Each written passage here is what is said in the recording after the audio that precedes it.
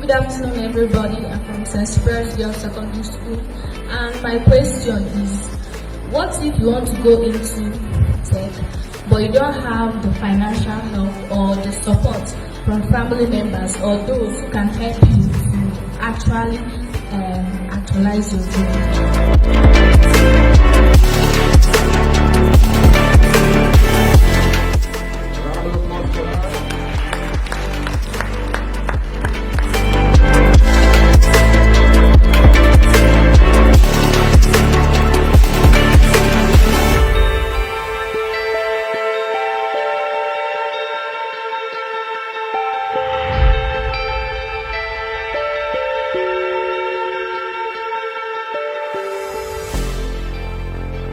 On behalf of the management of Coal City University, appreciate the wonderful Ben and Christy Academy for this wonderful.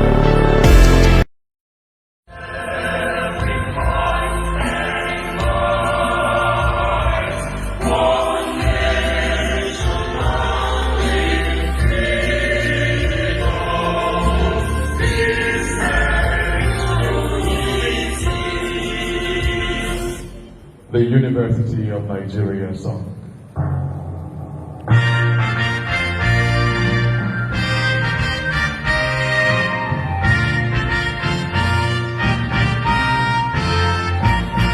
University of Nigeria, my alma mater.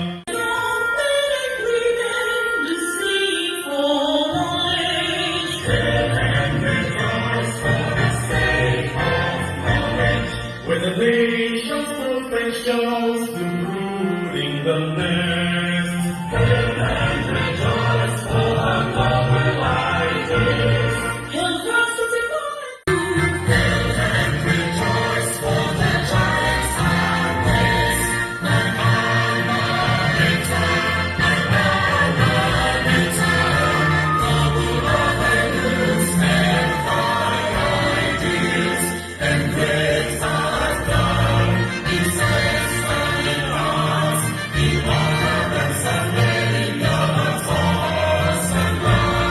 University of Nigeria, my alma mater.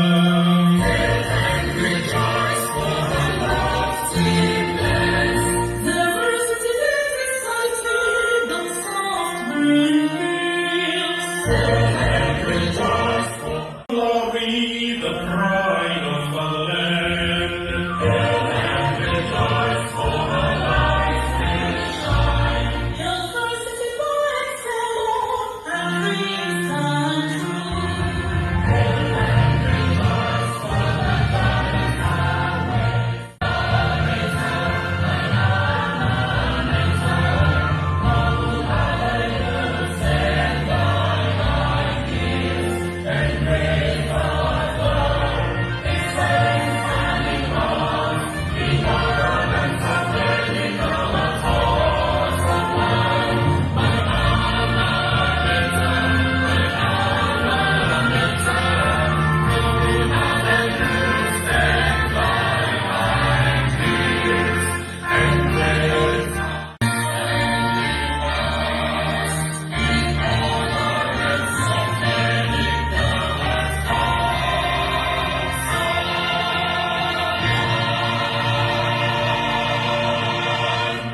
Thank you. Well, we're See it through, we must first commit it to the hands of God. Alright. Father, we have gathered here today for one purpose and one purpose alone. It is to see progress in this nation. We are agents of that progress, and we are gathered in your name. So, Father, we ask that your glory be upon this place and upon every head that is here. That if your glory be upon us, that everything we do here today will be excellent. And the impact of all that will happen here today will be far-reaching and will be spoken of for generations to come. So we submit to your mercy, we submit to your grace, even as we forge through this entire event. In the name of Jesus Christ. The grace. May the grace of our Lord Jesus Christ, the love of God, and the fellowship of the Holy Spirit be with us now and forever. Amen. Thank you. For those who don't know, this is Jimmy. We have guests from outside. This is the Tech Conference, Techforher. You can see it, very wonderful. That's meant to expose you young ladies to the world of tech. It's not going to be only guys that will be hearing their names: Steve Jobs, Mike Zuckerberg, who else? Bill Gates, the whole lot, Sergey Brin, we have something like Ugochi Adama, tech guru. So this is where it's going to start. And I want to invite someone who is a growth coach. She's very indefatigable, quite passionate about what she does. And she's one of the brainchilds of this particular education, bringing it down here to Nsukka and getting it off the road. And nobody else, I feel, would better be placed. If you jam your hands together, I think she'll come off the stage as we welcome Noella for the opening remarks. Give it up for Noella.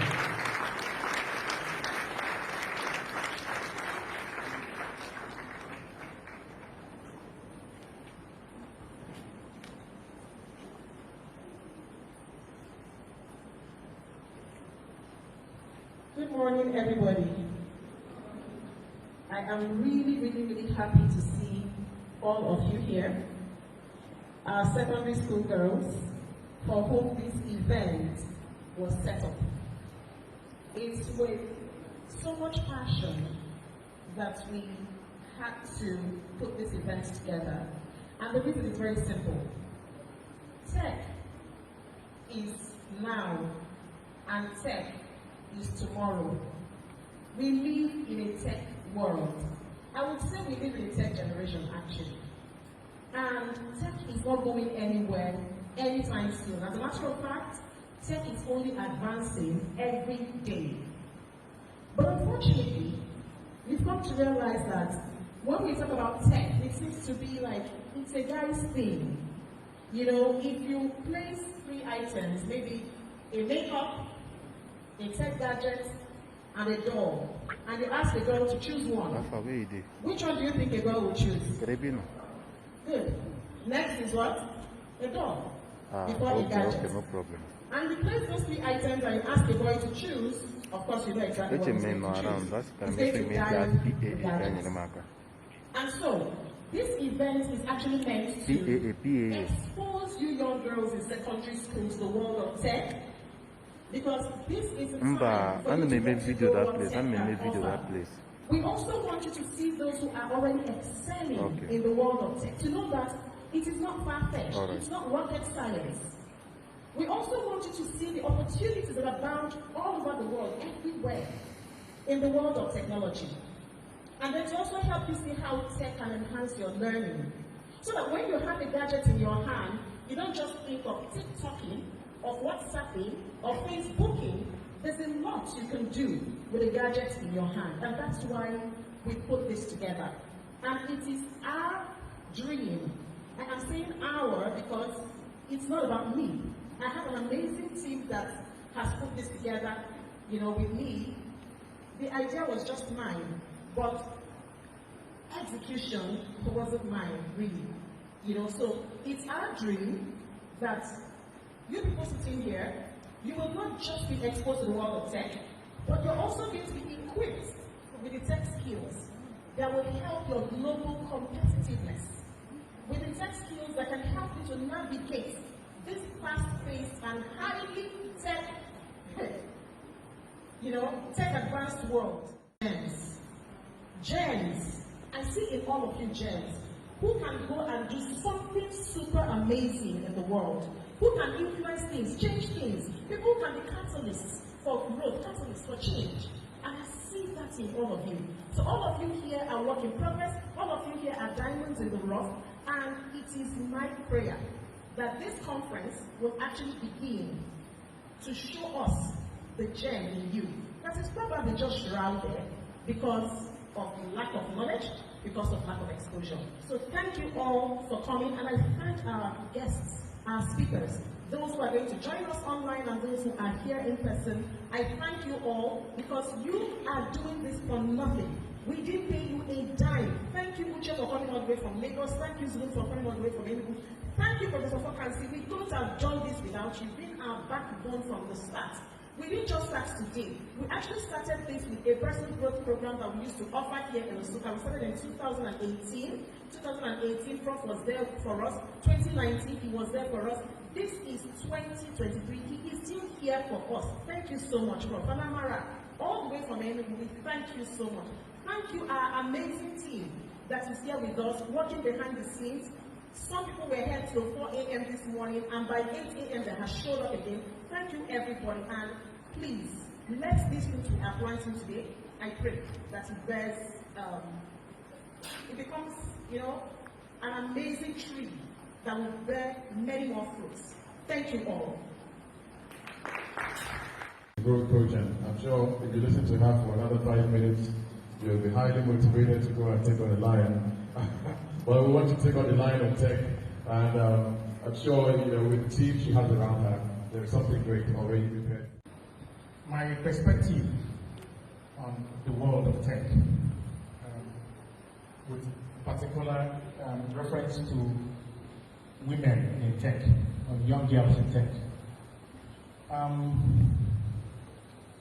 Back in the day when we were in the secondary school, I don't know whether that has changed, but part of the reason for hosting this event is, for us to begin to think differently. The dynamics has changed over the years.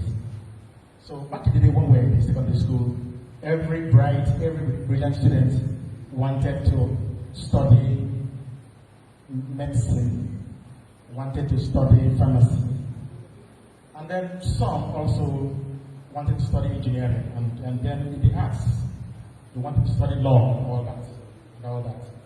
But then the very brightest would always want to go for medicine, and then a few others to pharmacy. And that choice was driven principally by the economic situation we find ourselves. Remember, Nigeria is in a third world country. We are classified as third world. So third world countries are poor countries. There are countries that are still struggling, countries that are still underdeveloped countries, or developing, as the case may be. We call them third world countries. And we have remained third world countries. For more than 60 years, we've remained third world countries. We haven't moved an inch towards becoming first world, like you see in Europe, in North America, and even in many parts of Asia, like Singapore. Singapore moved from third world to first world within 30 years. So because the economic situation in Nigeria is harsh, so the first thing we think about is survival, self-preservation. So in choosing a career, a course of study, what normally we think about, we consider is what course will provide food for me on the table. What course will be able to provide food on the table for me and my family. That's essentially what drives what is majorly considered when we're choosing our course of study. For many decades, and I'm not sure it has changed drastically. Even as this week, I'm not sure it has changed. But then I think now we now know better. Now we know better, and having known better, we know that the very rich persons in the world are not persons in those professions, we think are the best. The richest men in the world are not those people that you think, are not people that read those courses that you consider the best, you think are the best. So you can even count on them. You cannot count a single pharmacist or a single medical doctor that belongs to that. So the richest men in the world today are people who are in the tech world. So in terms of economic considerations or what will even make a lot easier for you, I think this is time for us to begin to look in another direction. And I tell my friends, so many years ago I wrote JAMB, so many years ago, about 33 years ago. But as far back as 50 years ago, I was telling my friends that if it were then that I was writing JAMB, that I wouldn't want to read pharmacy. Yes. Because most of the choices we made were done out of ignorance, sheer ignorance. Ignorance. If you go through the Forbes list of world billionaires, the Forbes list chronicles the list of world billionaires. And at the apex of that list, you find people in the tech world. From Bill Gates, the founder of Microsoft. He remained the richest man in the world for many years. That's the Bill Gates. And of course, we have the founder of the Facebook that also acquired WhatsApp that we all use now. That's Mark Zuckerberg, who founded Facebook.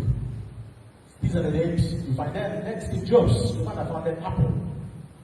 And the list goes on and on. The list goes on and on. These are people in the tech world. And of course, Jeff Bezos, the Israeli American, who founded Amazon. And they talk about Google.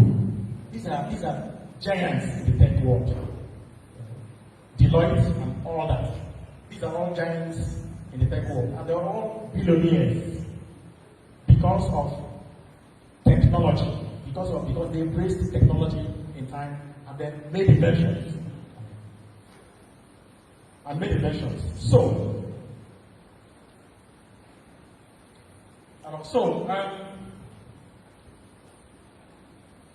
You should begin to think about pursuing a career in the tech world. And also, women are underrepresented. Girls, women are underrepresented in the tech world. I think it's about 1:3. 1 of women to 3 is to men in the tech world globally. And of course, in Nigeria, the picture is even more, it's even more alarming in Nigeria. But globally, women are underrepresented. So, and part of the purpose of this forum we're having today is for you to begin to think in a different direction. There is this app. Of course, the WhatsApp we use today was an invention by some people. The WhatsApp we use today is an invention by some people. Facebook and what have you, all this Twitter, Instagram, these are people's inventions. Of course, driven by technology. Then there is this other app invented by an Israeli. An app we call Waze.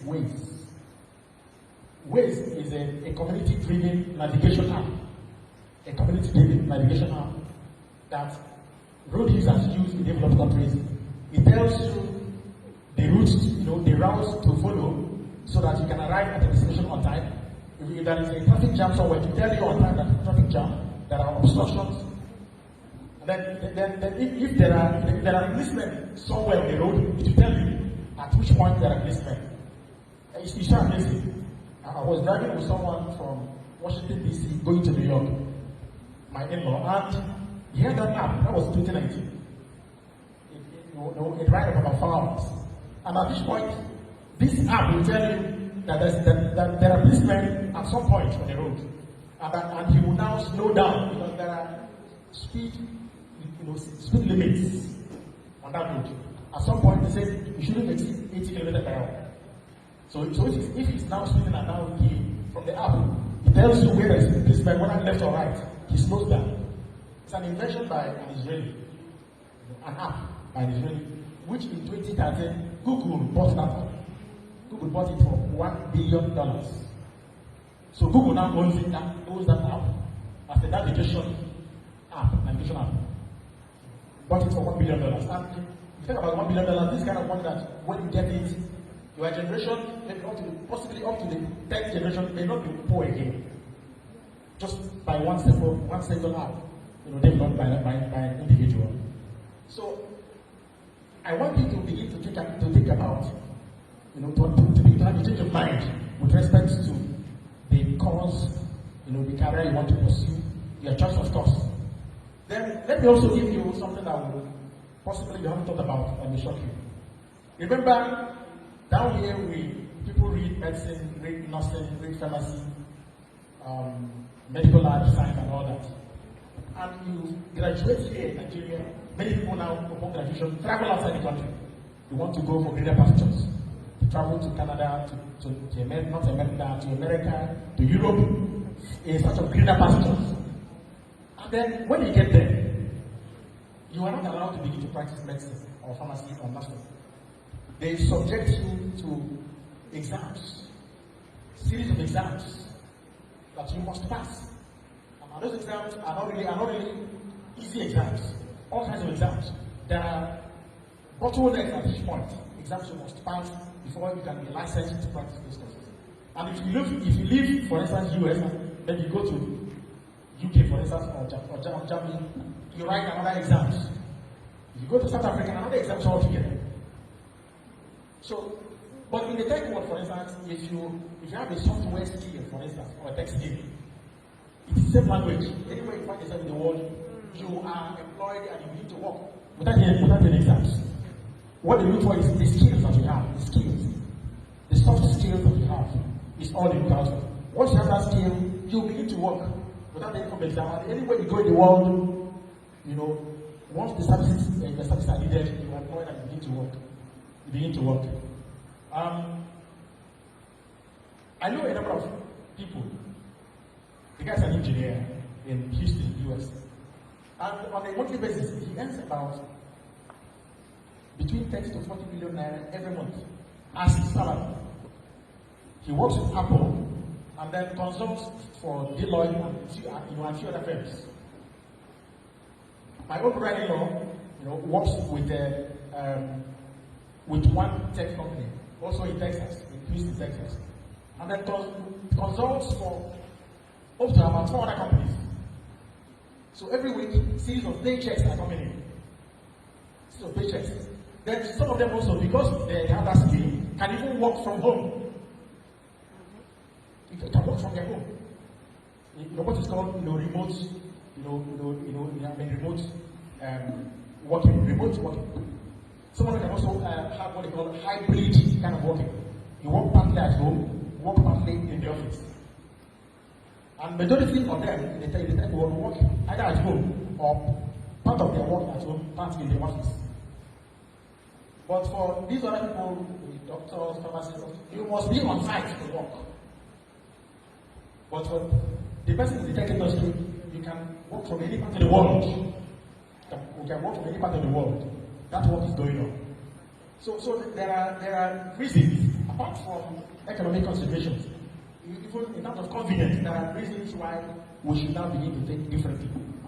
My neighbor, where I live on campus, one of my sons is last born, who read engineering here, and then has a lot of IT skills, tech skills. While here in Nigeria, he was offered a job in the UK. The company, did his visa, flight, everything, and flew him to UK to work for them because of his skills. I also know another colleague of mine, a former dean at Unibank, pharmacist. All his 3 sons, all of them are engineers. None is even a pharmacist. All his 3 sons. And they're all in the UK, working. Companies are looking for, people, persons with soft skills, tech skills. And technology rules the world. Everything is technology. Technology is everything.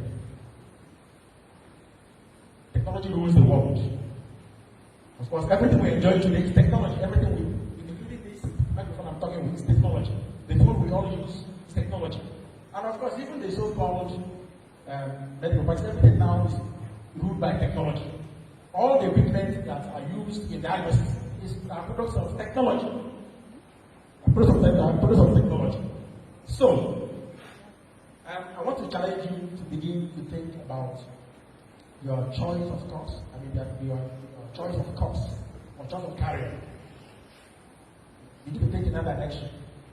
That if you decide to go that line, to pursue to choose a course in the engineering discipline or computer science discipline, software and all that, and then acquire the necessary skills. And I think you will have a more guaranteed future. A more guaranteed future. The future belongs to those with technological skills. And that's where the world is now. That's also where the world is going. And that's where the world will remain almost until eternity. Technology is the game thing now. So I want to challenge you to begin to see things differently. The world we live in today is not like the world we were some decades back. A lot has changed. A lot has changed. And that's why overseas people don't break their heads over some of the courses we break our heads about. They don't. They go the most sought after professions are those in the software and tech industry, engineering fields and other fields. And then there are several things you can do in those areas. To be a cloud engineer, a data analyst, systems engineer, and development, all kinds of skills. That once you acquire those skills, the sky is your limit. And then people can also widely develop an app that may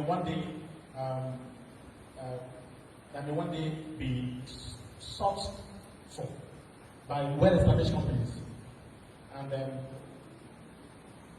if one is lucky to have a breakthrough in any of those inventions, because the sky is your limit in terms of economic emancipation, economic well-being, material well-being. So,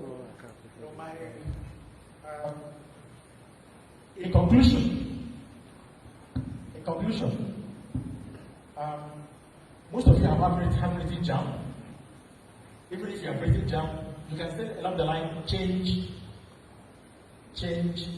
the career you want to pursue or the person you want to perfect, want to pursue in life. There is still time for you to begin to think differently. The world has changed, and you have to change along with it. Don't be left behind. Thank you very much. Thank you so much, Professor Ken Apokansi. Two takeaways from his speech. One is that I would like to be introduced, if he may, to his in-laws so I can learn one or two things in tech.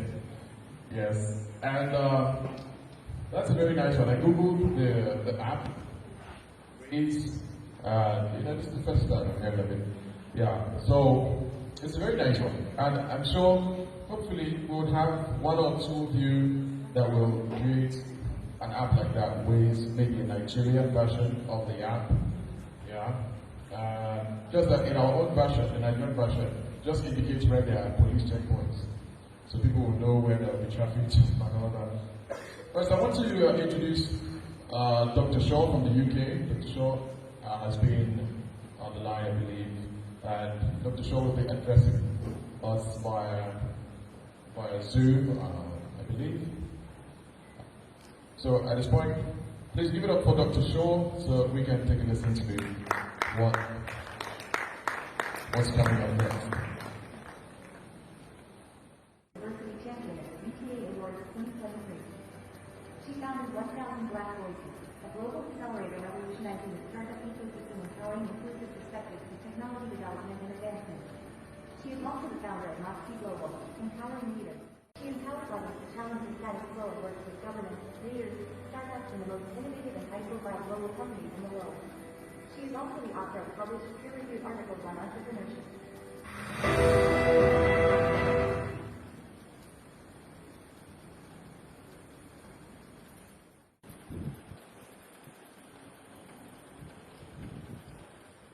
Dr. Elizabeth Shaw, coming online just in a second or two.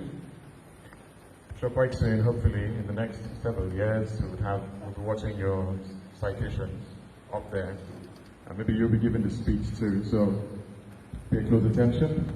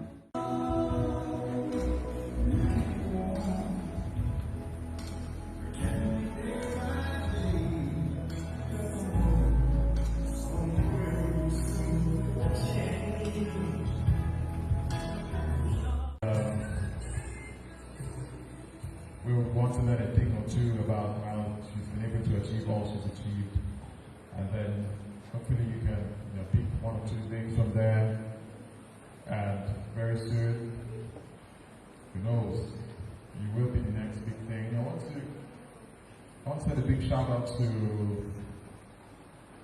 everyone who's here, and please when I indicate your secondary school, I want you to also shout back out at me so that I know that you're here. If you're silent, I just believe that your school is not here, or that something is wrong somewhere. So, earlier on, we had our first try in University Secondary School. Should we try again? You decide, are you guys ready? Sorry, are you guys ready? Are you ready? Are you ready? I'm not hearing yes. Are you ready? Okay, you decide, make some noise.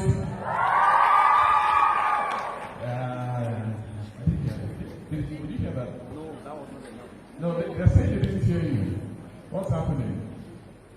So, University Secondary School really said, if you're here, make some noise.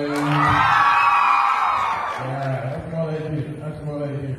Okay, so you're welcome. You're welcome to Ben Christie Tech Conference 2023. We're going to see who is going to outmake them. Give it up for Model Secondary School. Make some noise. Wait, if you're from Model Secondary School, let me see your hand. Model. You don't mean it. No, I'm not going to take this. I'm not going to take it. I know you people used to show rehearsal. Like, before and after. Okay. So, Harold, now is the time to collect the flag from University Secondary School for the highest noise makers in class. And you know you're happy you're here. Let me hear you shout a big amen. Why is it choking? What's happening?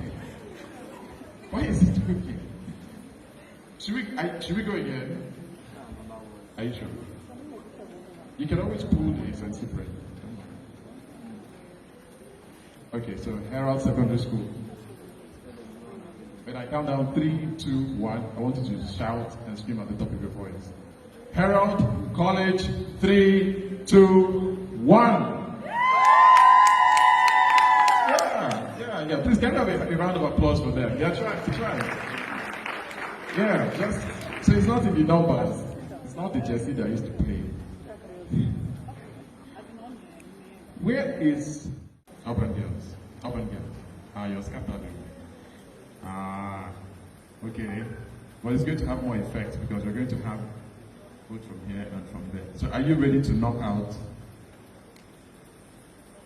Are you ready? If you're ready, raise your hand. Or we should pass. Like, pass over.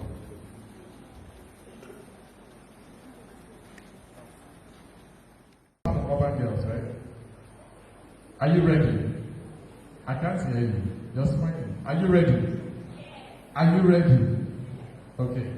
She's ready. So we'll come back to you. But for now, UNICEF is carrying the line.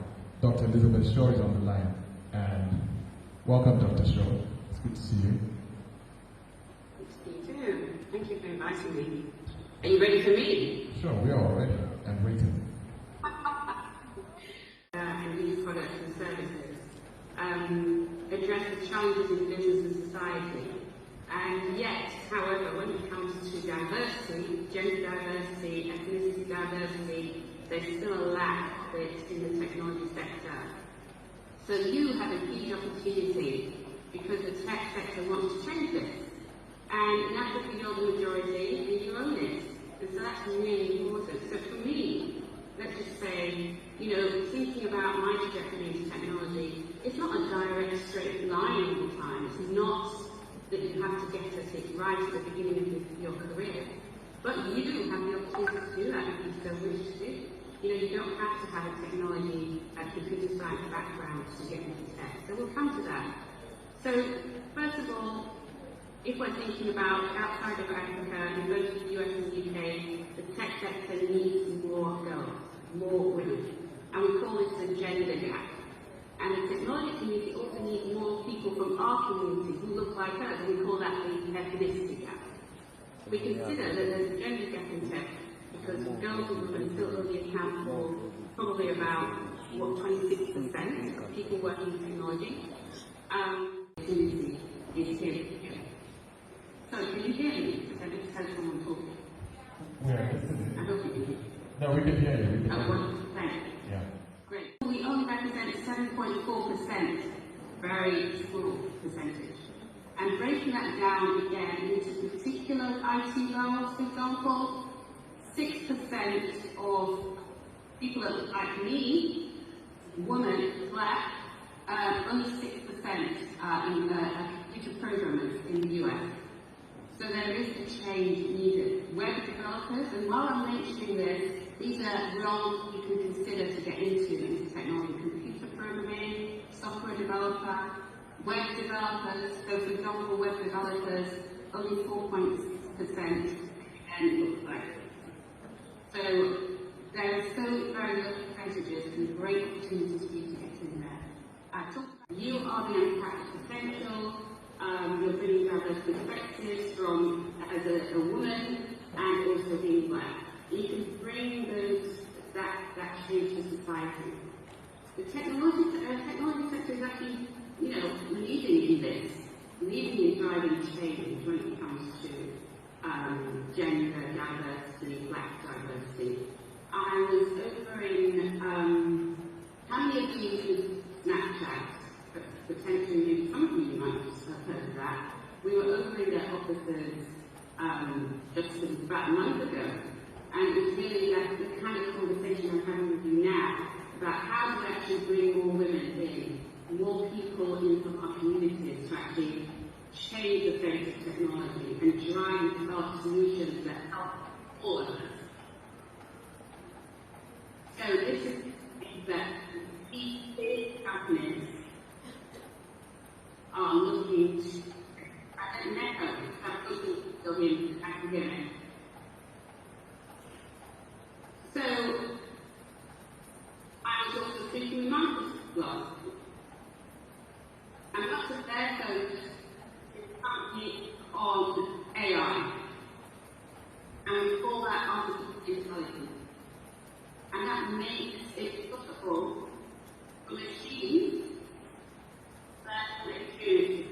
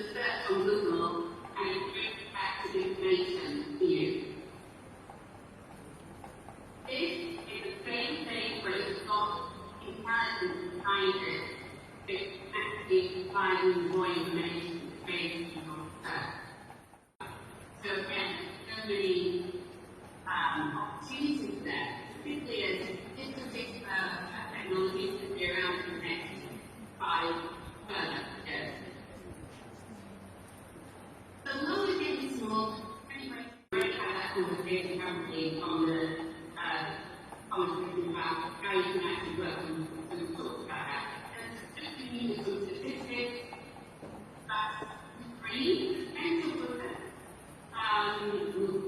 My benefit of flexible working, both and having the office, and now we talk about full-time hybrid. Also, another benefit that women want is those specifically. And the third benefit is that many tech companies support education. They enable you to get to the point and develop your career.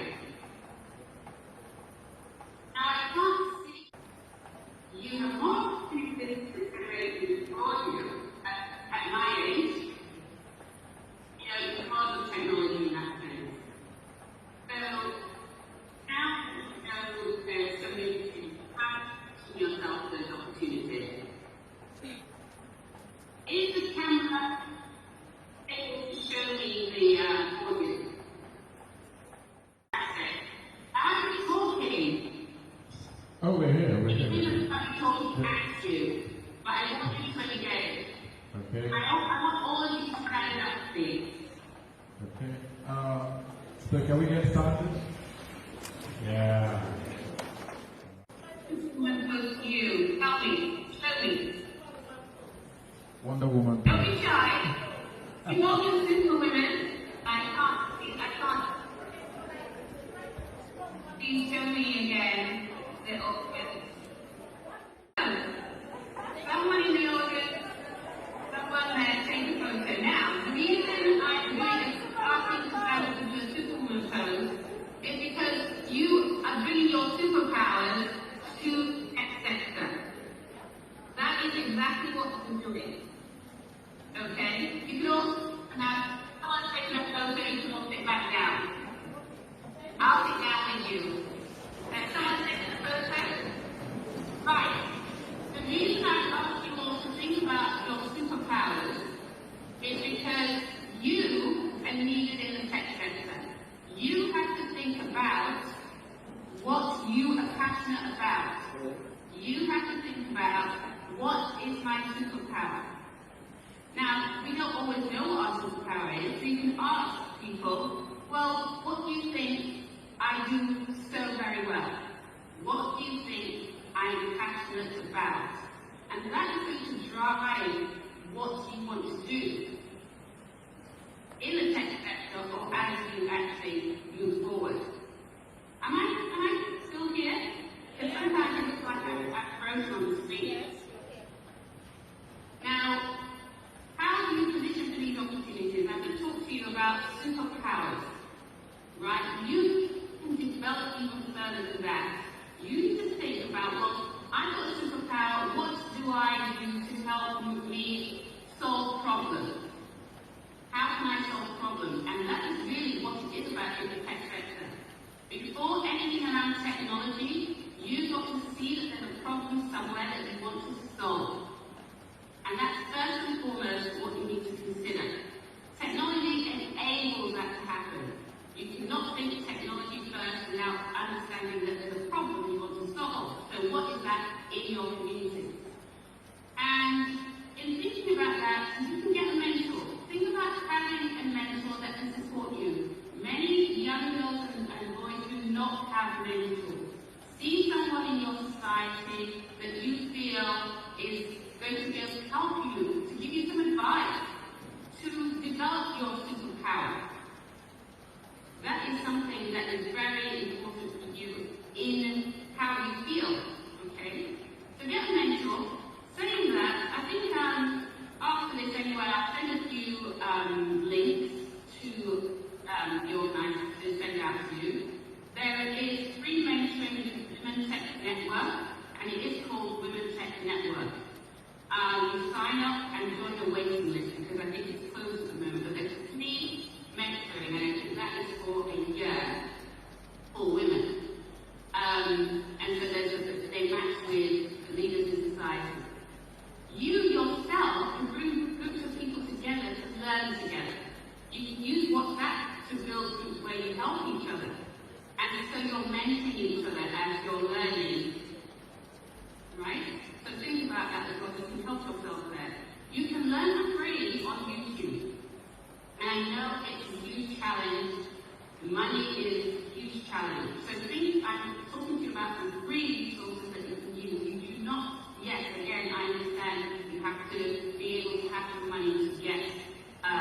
onto the web, onto the internet, perhaps to get Wi-Fi. See what you can do about that. So we're looking at free resources. YouTube has got so much resources. For example, if you wanted to learn about coding, you can learn Python. Python is one of the easiest coding or easier coding languages to learn. Okay, and there's a lot on YouTube about that. You can join Coursera to continue your learning. There's some free courses there. You can join hackathons or develop your own hackathon. Let's just say a hackathon is an event where, again, I talked about problem solving early on, where people come together to collaborate and solve a problem. And yes, there's technology in that, but you need to have different perspectives in solving a problem. So you have those that can code, those that are thinking about marketing, those that are thinking about various things, social media, as well as bringing a community, some community understanding of the problem. So you can think about hackathons. You can join hackathons globally. You can also think about having a hackathon in your village, in your community. How do you solve a problem? Once you start thinking about how to solve a problem, you can then think about, well, what do we need to solve that problem? Technology can help us to do that. But it's not always technology first. It's usually about people coming together to collaborate. Okay? You can use all those functions. They need HR professionals. They can't run a business without HR professionals because we need people, right? So you've got so many different roles to get into a technology company. So I talked about some of the things you can do to learn. Also think about how you can get sponsorship. Now, sponsorship is really, maybe you need Wi-Fi to get onto the internet. Think about how you can convince your school to invest in you. How you can convince your school to help connect you to businesses so you can actually intern, volunteer. Those are very important things that you can actually see how does business work for a start. How can you actually shadow someone that's doing something, for example, or how can you now help and provide some input to the business? You can look at sponsorship in that way, so you can ask your village chief perhaps to sponsor you, ask your parents to talk to them to sponsor you in that. So in a sense, you're crowdfunding, and crowdfunding is where we actually bring together and ask for money from our population, our community, and wider. There is a company, Techforher, that works in Nigeria, and they also help that I've heard, but really it's because I decided to go down that particular route. You may decide to go down another route, and everything that you're doing is valuable. Everything is valuable to you. My career wasn't a direct straight, and I said that so much for your time. I'd like to actually see the audience, and I think really you're all looking so serious.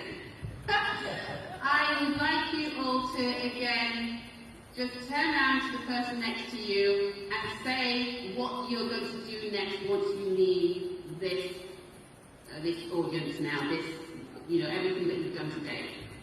You need to be accountable. So turn to the person next to you and tell them one thing that you're going to do from what I've said today and when you're going to do it. Can you do that now, please? Do that now. You've got 1 minute to do it. Yeah, so turn to your neighbor and tell your neighbor what you're going to do. Turn to your neighbor and say neighbor. Well, you could say you're going to look for a mentor, for one, perhaps. After saying them all, now say another thing one thing. We're expecting you to tell you what you think. Tell your neighbor what you're going to do. You're not feeling. You're smiling, but I don't see any of you talking to the person next to you. Turn to your neighbor again and say them all. I say them all. Come here. Oh! Come here.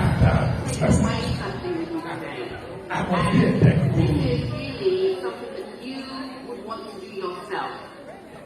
Something you would want to take forward. So if you would like to do that, have that conversation and make that lift my action from the talk today. So I'll leave you with that, but thank you ever so much for your time and your attention, and look forward to the rest of the day. Thank you for having me. Thank you so much. Thank you. That was very, very inspirational and uplifting, and we thank you for your time. And I'm sure. Thank you. I know I talked to you next. Like you said, we should use the app and connect to more people. But I find that very hard because how will I put it?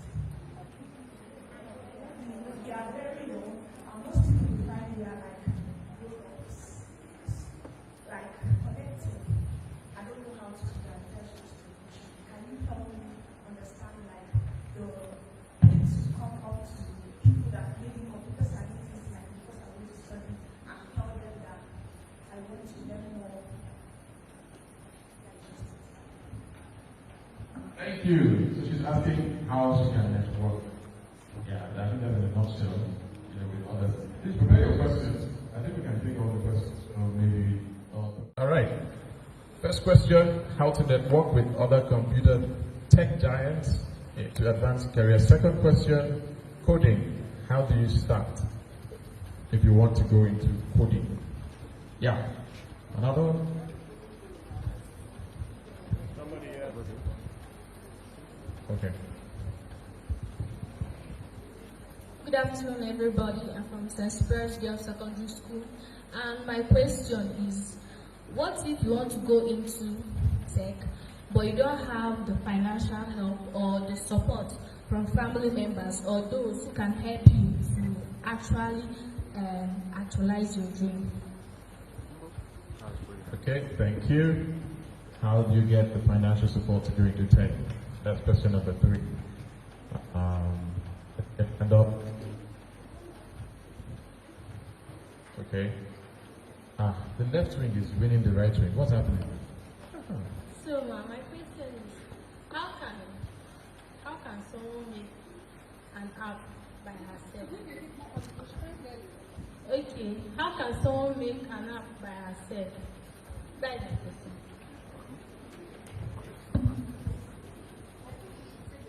Talked about resources like YouTube, ChatGPT, and so on. But some of us are newbies. We don't actually know how to access these resources. So please, if you can tell us how we can develop ourselves in tech, please, we'll be very grateful. Thank you, ma'am. Thank you, too. Okay. My question goes like this. As a secondary student, what are the steps to take to get to tech and what do you do? It's a bit confusing. Okay. Right. Having a mentor is not the problem, but how do you get one?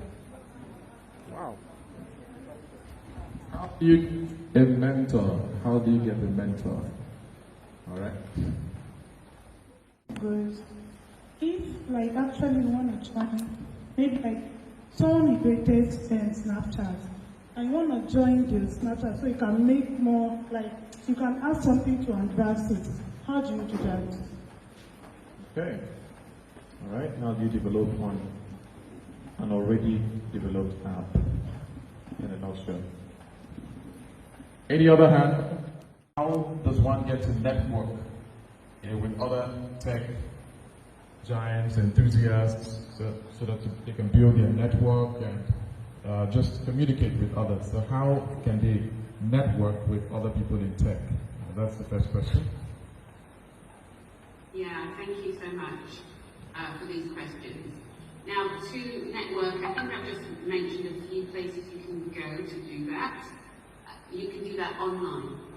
There are various different communities that are open source where you can have those conversations. Generally, though, at that point, say for example you're coding, you would then have access to those open source communities and have those conversations. So before getting into those particular communities, you would need to have an idea of coding or some other technological software development, data analysis.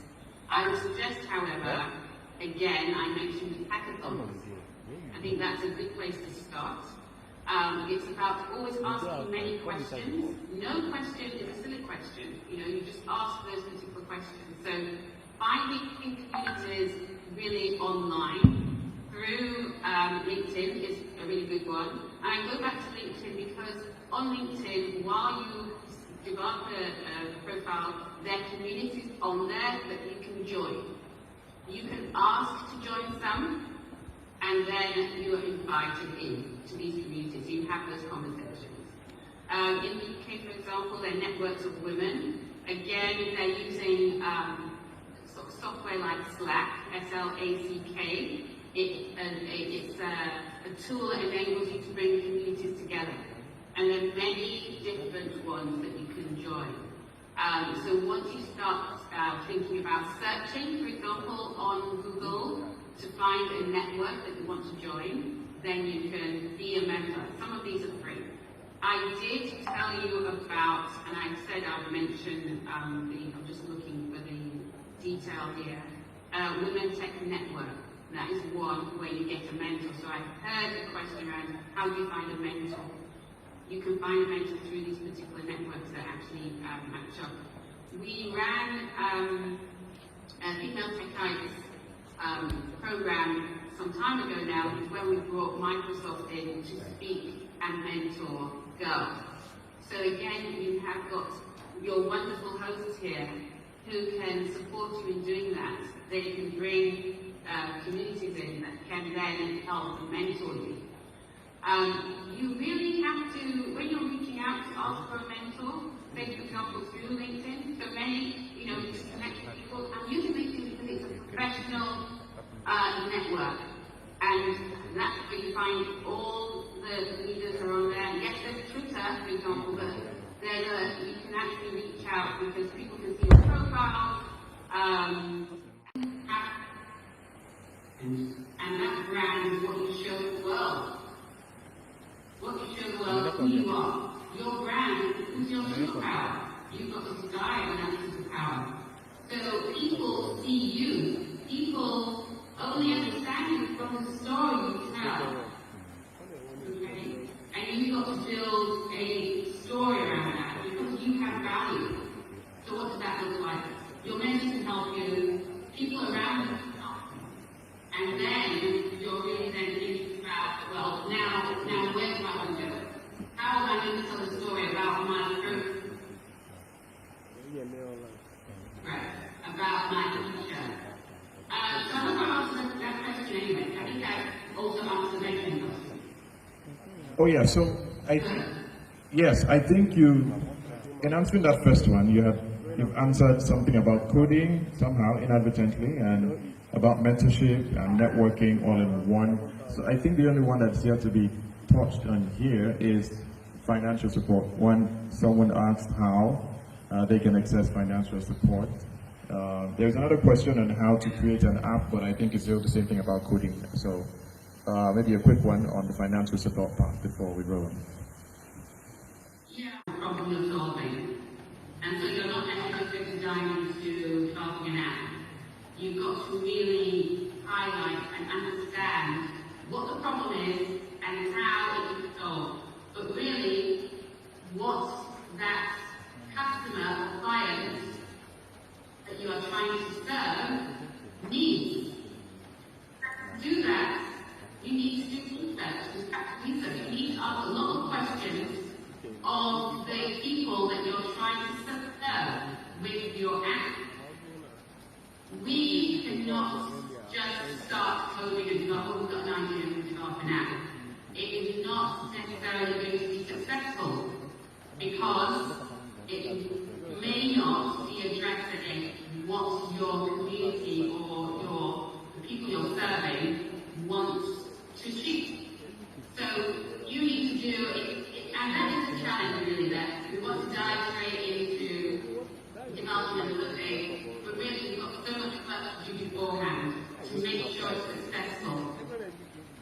And there's so much, you've heard the saying, right? There's nothing new under the sun. Really, there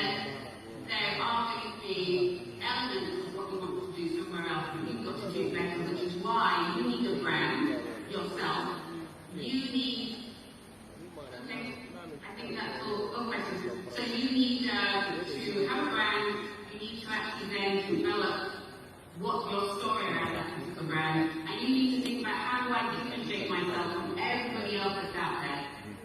Which is why I go back to a superpower. I talk about this all the time. It's only when you're passionate about something and that you show that you stand out. So many of you are passionate about certain things in your communities. That makes you to stand out because that's where you shine, to find that. Now the question of financial support, that's a challenge. There are many, I think, out there sometimes you can find grants. So when you're looking for grants, certain grants will there, certain grants there. I mentioned already the mentoring program that's free. So these are certain things. It's really something you can think about joining programs that would enable you to get over that particular challenge. Again, there are many grants out there. The challenge is, do you stand out? Have you got a brand? Do you have a story to tell that will enable you to win that particular grant? Hackathons also sometimes give awards at the end of the hackathons. So when you are able to start winning some of these, then you have some money to be building up.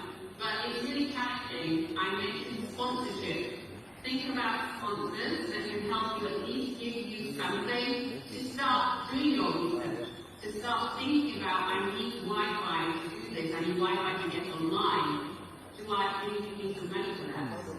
But you've always got to talk to people about their returns. So it's still non-profit. People are giving money, but they're investing in you. They want to see that this money they're giving you is going to enable you to get to the next level. So you've got to demonstrate, this is where I want to go, this is how I'm going to get there. I'm going to give you updates on a regular basis because you are supporting me in this. Huge benefits from what we've heard, and also we put it into practice. So I want to introduce someone through his work, and that's an animation. And I hope we're ready for that animation. We're talking of a gentleman who is quite prolific in his field. So right after the animation, we'll be having thus Uche Anisioba and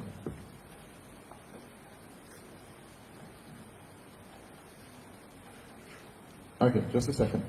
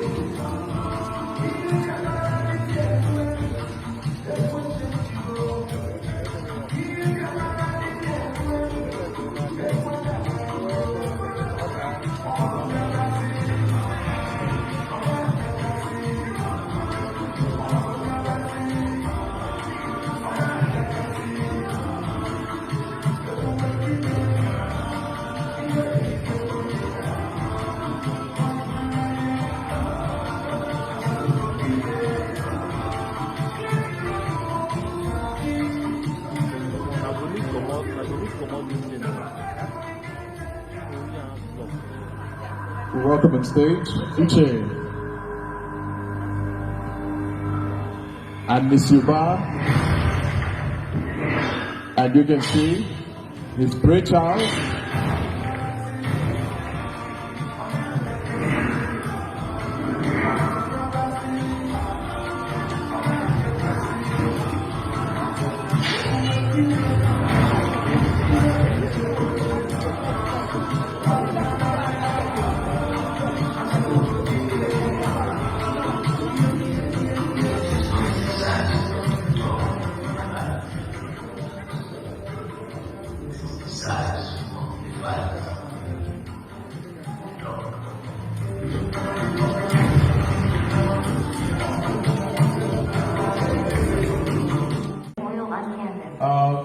From a young age, he experienced Yes, thank you. Please pause on the citation. The media guys upstairs, please. 3D generalist. Are we With there? over 8 years experience creating content for the animation, games, visual effects. Thank you. So we will be having Our next resource is still ready. Okay. So, a big shout out to all the resource persons here. Amara Amrisi, welcome. Big shout out to you. No, not yet. Just recognizing your presence. Yes, and we have Theodora Ishola on the line. Of course, Uche will be coming up quite soon to tell us how he got that, animation. That very, very gladiator-like animation. But this time around, the African version of it, it's quite nice. I wish that's a video game. Is it a video game? Okay, so we would soon be having Ishola Theodora. She's an agile project, is a project manager, agile, and I'm sure she's agile too, so quite soon we'll be listening to her speak. Popularly known as the Teen Doctor, is a psychologist, a certified teen counselor, and a licensed human resource manager with over 2 decades experience in parent and teen coaching. While in a university which has trained and sent hundreds of out-of-school girls back to school, she is also the executive director of Teens Alike Rediscovery Academy, where she partners with parents by providing them with the tools they need to ensure that their teenagers transit effectively to adulthood with the mindset, resilience, confidence, and purpose clarity they need. She is a Christian and happily married with 4 amazing children. Give it up for Amara Ambusi coming up right here on the stage. Let me have a louder applause for Amara. Welcome to the stage. Whoa. Now this is how we want to look like after talking. Thank you very much. Don't go stand. Hi. Chineke. So we're going to do a very quick exercise so that you can decide the word a little bit. Let's go. My shoulder, my knee, my toe. I know it's not useful. Okay, my return. I'll call the more down. But let's go. Want to go? My head, my shoulder, my knee, my toe. My head, my shoulder, my knee, my toe. My head, my shoulder, my knee, my toe. They all belong to G. My knee, my shoulder. Thank you very much. Please be seated. And thank you very much, Manuela, for this awesome opportunity to be here. I'm super. I have 10 minutes. You know, when you talk for a living, 10 minutes is like, I don't know, but, as much as we can, we pass out 1 or 2 information that I'm very sure that everyone going back home will go back with something. Hello?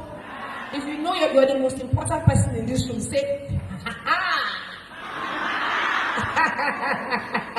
Okay, I'm super glad that Dr. Stu was able to describe some things about womanhood.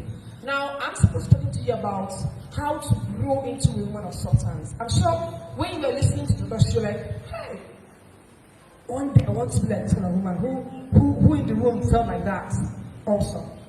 A lot of people said, hey, one day I want to be the one organizing the conference in Minnesota. How many of you felt like that? Awesome. But there's a way to. So I'm going to just tell you what it means to be a woman of substance in a very simple terms. 2 things Prashoo said. She said, you must be a woman who understands her what? Uniqueness, her superpower. For a woman to grow into a woman of substance, she must be able to know that she is first of all a woman that has what? That has what? Superpower don't mean and you disappear. No, you have so much inside of you. And the second thing she said is that you must be able to identify what? A problem. You know, we're saying tech. If you don't have a problem to solve, tech becomes what? Nonsense. But if you're just playing with it, becomes a child's thing. It becomes like we're playing and then we're playing. So you must know. So where you are in your community, in your state, in your school, in your home, around you, you must start looking out. This superpower I have, how can I use to solve what? A problem. And then you must start thinking, What technological tools do I need to solve what? That problem. Are we together? Are we together? I'll tell you a story of a little girl called Faith. That girl, she was born in Kano State. Then, when she was 10 years old, she came down to the east, where, she was born into a family of 6 girls. Came down to the east, all the while when she was in Kano State with her parents, she never felt any form of rejection as a girl child. She came down to the east, and then she began to hear people say, a girl has a chicken brain. A girl is a second class. I don't know if you've heard that thing of why I believe it. So, she started hearing that thing and hearing it, and she couldn't relate because she never heard that in her home. Being born into the family of what? 6 girls. 6 girls, she never heard it. But then she came down to the east and started hearing such. So what happened? She decided in her heart. She determined in her heart to change the what? Status quo. So what problem are you seeing today that is making you determine that I must learn technology? I must. What is that thing that bothers your heart so much that should compel you to say, I will learn how to use what? Technology, not just dancing on TikTok. It's far beyond that. It's far beyond that. I must learn how to code. I must learn how to do programming. And when we say these words, don't think it's one big word. So the number 2 thing you must do if you want to grow into a woman of substance is that you must have an open mind to learn. So when you hear the because she was calling some things, I want to hear from her. I was just writing it. Even if I didn't spell it well, I was still on Google it. I must find it. That's an open mind. So you walk into a room where you have decades of experience. You walk in with a pen and a paper. That means you don't have an open mind to learn. To grow to become a woman of substance, you must have what? An open mind to what? Number 3, you must not have a fixed mindset. Say, since I know this I want to do it. No, think what? Change, and if you don't change, you become what? Obsolete. In all answer, I don't want to be at the back. I saw myself 2018 in that picture. I said, hey, I'm here again in 2023. Do you know why? I'm sure it's because I still have something. Where is this coming from? Hello? Because if you cannot solve problems that people cannot ordinarily think about solving, no, cannot be relevant. You can't. When Auntie Noella was bringing this conference to sit, I'm like, no matter, I'm gonna sit. But I came in here and I told her, oh, I see. And the questions we are asking show that we are in what? In the right audience. In the right audience. Think what? Critically. Don't just, when I say critical thinking, I mean you have to go to the root of the problem. Go to the root in your community. You find that people don't know how to probably speak well, don't know how to probably do something very well, and you say, why is this like this? Why is it so? Why is this so? Maybe in your school, you're like, people don't pass their way yet. You ask the question, why is this so? Is there something we can do to ensure we have what? High rate of what people passing in that school, even though you are not an alumni? The last thing I will say is I have 10 minutes. I think you should go to that slide where I have the information.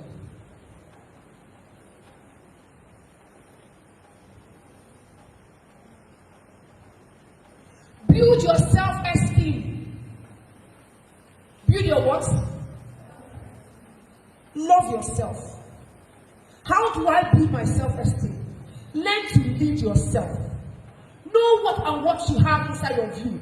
Know that you stand out in whatever thing you think that is nothing, but then it singles you out. It helps build your what? Self-esteem. What am I good with? Hold it very tight and say, almost on that, I'm okay. And pride with that one thing that makes you what? Special. Don't compare yourself with another woman. You will not be relevant. Because at the end of the day, you're trying to become someone else while you are meant to be who you are. Learn to lead your emotions. Now, right now, we have a lot of women, a lot of young girls who, anywhere they face, or face filter, you follow it. Or face filter, you feel somehow, you go for it. So you have little girls taking it as little girls. Any pregnancy, when the boy child gives you, impregnates you, he continues with what? Academics. What happens to you? You have to what? Be breastfeeding what? Baby. So you have been post. You will go back to school, though, but you have what? 1 year is what? Is gone. Then imagine that you go again the second round. Because I've watched young girls, they go and okay, what's happening? You finish, came up on the first one, you went to the second one. Why? Because you cannot lead your emotions. Everyone seated down here, every single girl child here sitting down, we know you have emotions. We understand they run like fire. But if you want to be a woman of substance, you must learn to tell yourself, there's time for everything. There's time for everything. Time to want to build my skills and become a woman of what? Of substance. Are we together? Now the equation says, I have an equation here. And it says,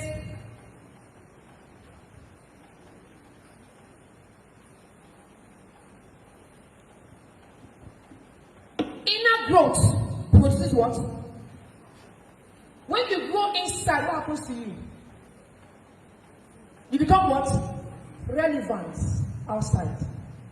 Because when you grow inside of you, when you allow, you are in this meeting now, you're gaining a lot of things. You're gaining. Then when you're done gaining, you begin to produce things. Then your relevance begins to show.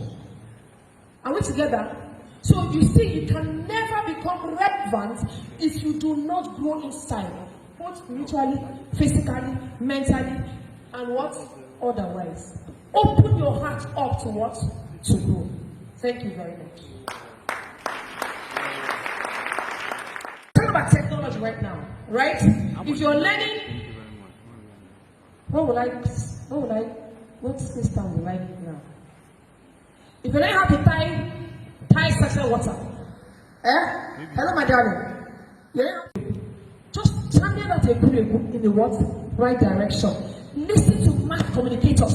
Listen to people that are speaking. How do they speak? What more BBC? What CNN? What channels? What AIT? What people? How they speak? How they communicate? What interviews? By that, you are what? Developing your what? Yourself. Number 2, she said, find a mentor. Your mentor will also help you to what? Direct you in the right direction of how to grow. Number 3, find the right circle. Because if you're going this way and your circle is going that way, it will never what? Grow. So I'm thinking a hand Agata the same line, not the back line. You're thinking of technology, send message to that boy, let us go and see him in that. No, that person, you know what? It's not going your direction. Let the person back. Get yourself developed, because the truth is that the money that you are looking for lies in the hand of people who will come to people who create what? Relevance. Did you listen to Mr. Uche's CV? Even though he was distracted, did you listen to his CV? Did you listen to our CV? Did you see how they were speaking in English? It was sweet. That's development. From psychology to development to academic. We didn't come here in one day. Are we together? Did I help you? Thank you. Next question. Fast. How can you try to what? How do you lead your emotions? First of all, ask yourself a question. What is this emotion going to lead me to? If I decide to want to push out this emotion, where will it take me to? That's what critical thinking. You don't just act because it's doing like acting. Some of you, your parents say, hey, you say, ha ha ha. You're not thinking of the consequence of what? Of saying what?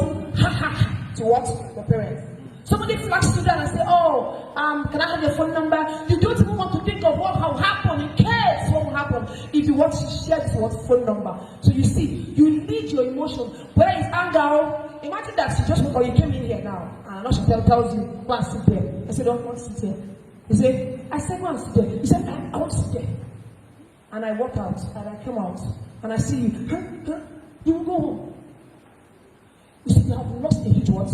Opportunity to learn. So before you begin to act out any emotion, whether negative or positive, ask the question, what will you eat? There's what I did recently. I lost huge money. Someone called me on the phone. My father was committed suicide. And they're in Lagos. I'm like, oh God. You know, the team doctor, they've called you. And they didn't know that this is a new scam move. They called me and they said, next thing they said, oh, the mom has died. Under one day. And you know, I didn't. Now, that emotion of what? Trying to help. If I didn't know, I couldn't think. I couldn't. Sometimes you just have something you want to do. But he said, call a mentor. I called my mentor finally. But I've already finished what I want to do. So I just called her, let's see how I can get more support. Only to realize that I was scammed. Are you seeing it? So you don't get yourself messed up because you want to what? Show off an emotion. Okay? You like a guy. It's natural, you like a guy. But how many guys will you like and be going after them? And they send the messages. I like you. You know what you do to yourself? You will make yourself a cheap what? A cheap substance. Because everything you just be sending. Let's see who will say, who will tell me hello this morning? Who will call me up this morning? Because relationship is one of the issues that young people like you have, and it has ruined a lot of lives. A lot of lives. Next question. Did I help you? So think of what would this result if you ask before you ask. That's how to lead your emotion. Okay. I think it's the last question. How can you build your self-esteem? How can you do what? Build your self-esteem. How can you build your self-esteem? Number one,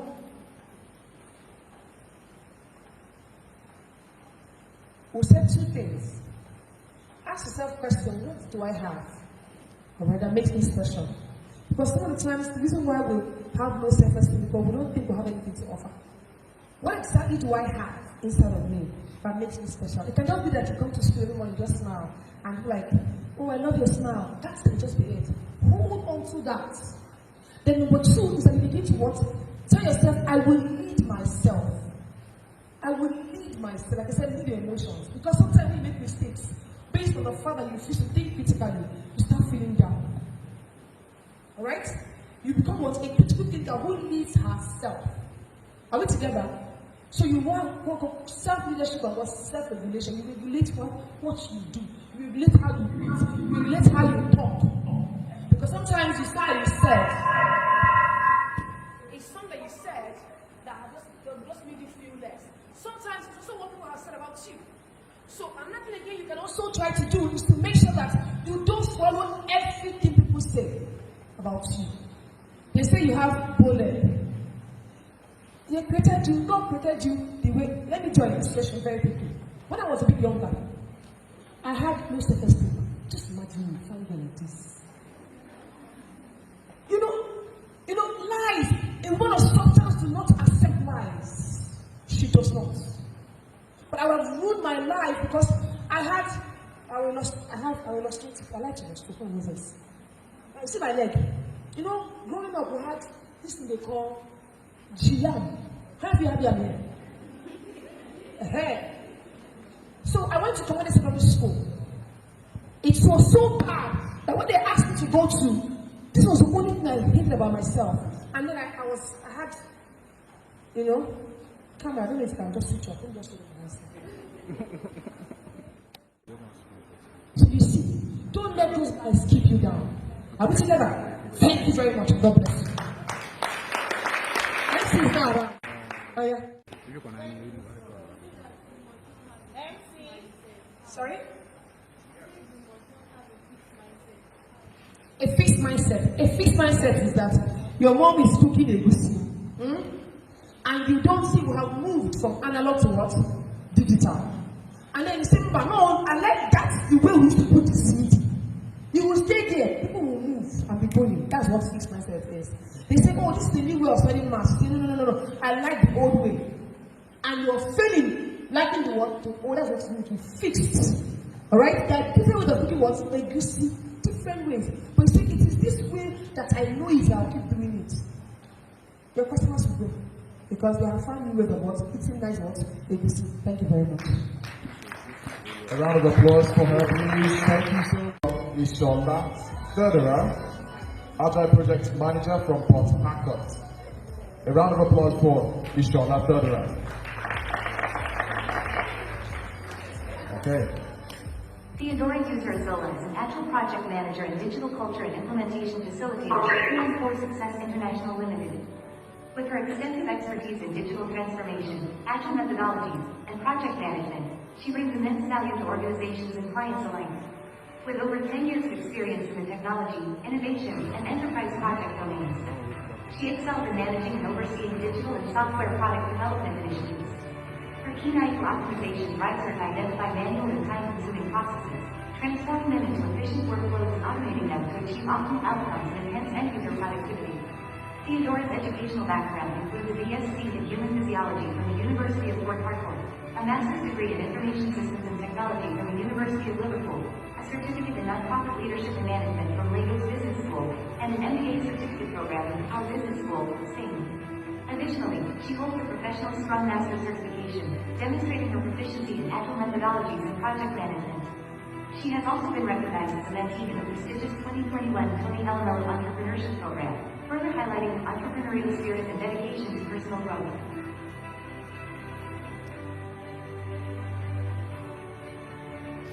Thank you. Welcome, Federer. You can't see mine right now. But if you can hear me loud and clear, I would just like you to raise your hand. Raise your hand if you can hear me loud and clear. Awesome. Wow, wow, wow, wow. Thank you so very much. Thank you so much. Okay.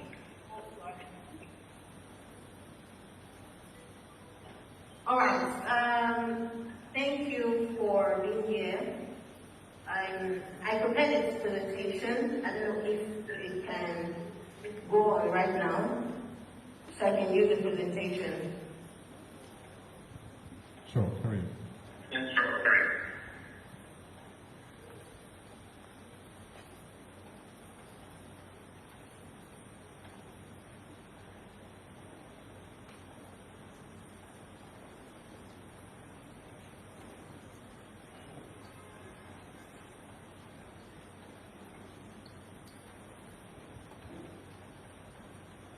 So girls, I'm sure you can see what's happening on the screen. This is all tech. This is another branch of it. Yeah, you can see the split screen. You can see yourselves, and you'll see the presentation quite soon, where you're hearing the voice of someone all the way, speaking from Port Harcourt. That's another angle of the tech that you can go into. Some people are already doing this right now.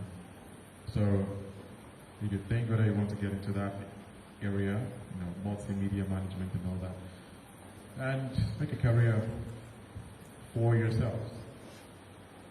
So we're awaiting the presentation, which I'm sure will be up on our screens quite soon. Yep.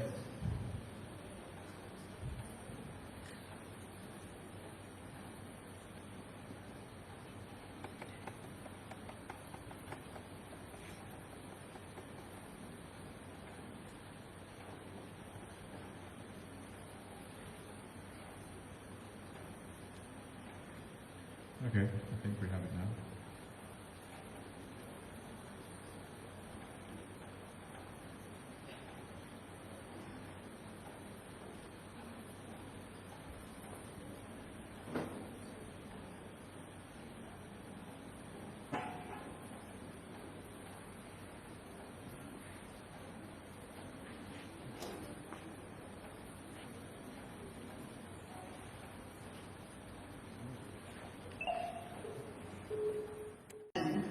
But this is the power of technology. Being able to connect with you and you being able to connect with me from where I am. Alright? So I am currently taking an examination today, and because we can do this using technology, I'm able to actually connect with you. Okay, so it's such an amazing privilege for me to do that, and I hope that this session will mean a lot to you and help you find the right footing in the technology industry. Okay, so I would first of all like to say you can be a part of building and managing the tech to solve problems. Or you can get it handed over to you. So I'm going to do this. If you want to be a part of building and managing tech to solve problems, I'd like to see your hand. Awesome. Okay. Now, if you did not raise your hand, does that mean that you want it handed over to you? Please highlight my shared screen. Please showcase my shared screen.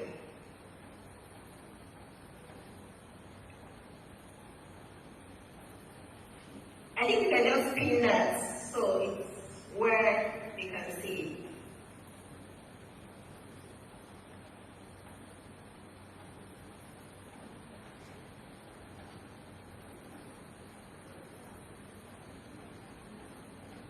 Okay.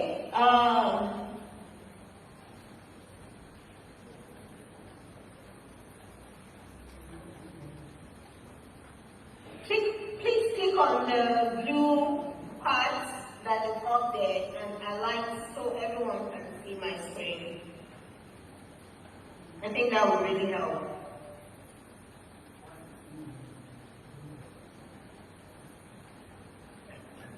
Alright, so let's continue.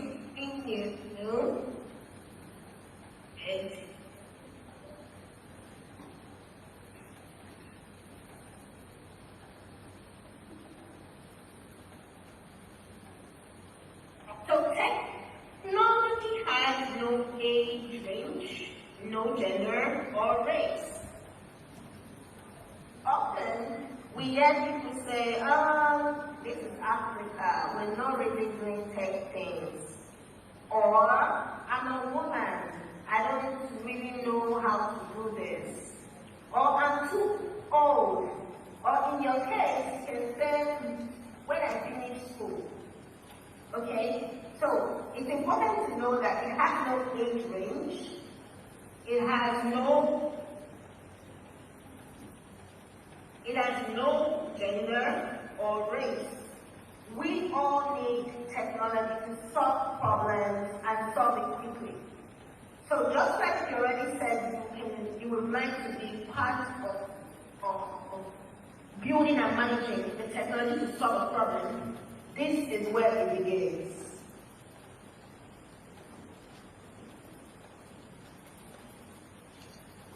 Please, would you like to project my screen instead? Because I don't think they're seeing my screen. Or please confirm that you can see my screen.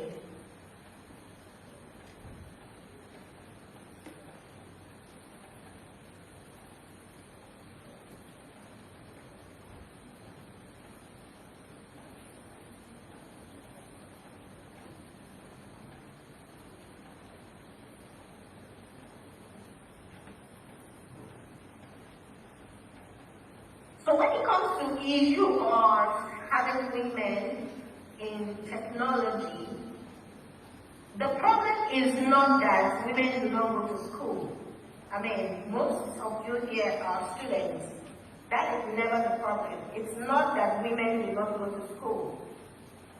According to viewyoung.com, it says that women earn 60% of all bachelor's and master's and 18% of them are STEM degrees. So even though we go to school as women, we still have a case of women not doing technology-related courses.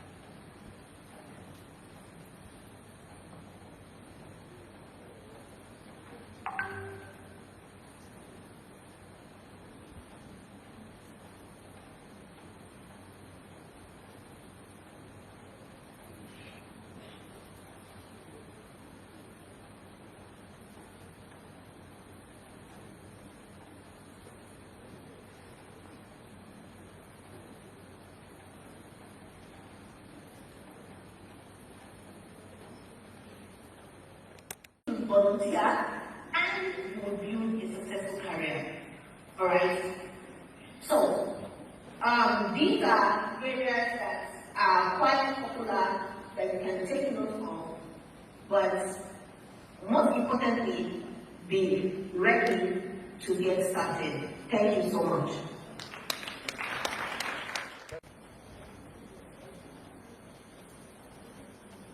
So,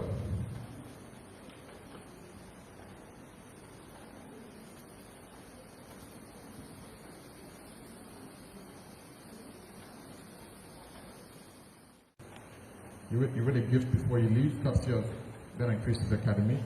If you feel pressed, you want to ease yourself, please note that the restroom is to my right. So you can just take a break there. It's right there, it's inside, just in case you want to ease yourself.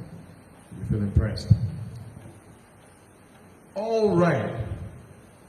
So, who's ready to win something? Let me see your hands up if you're ready to win something. That's for the ladies, so it's not for the cameraman.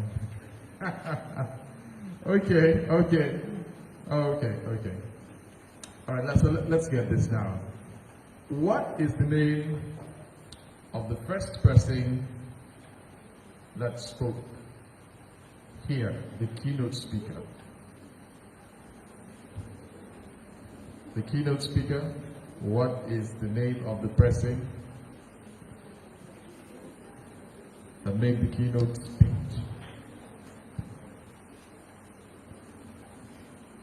Yes, who is walking away with our brand new G-Wagon? It's not a G-Wagon, mind.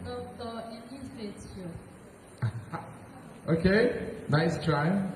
Are you sure? Is that your final answer? You want to ask your friend? Okay. All right. I need more answers. Then, when we're done, I'll let you know. When you hit it, I'll let you know.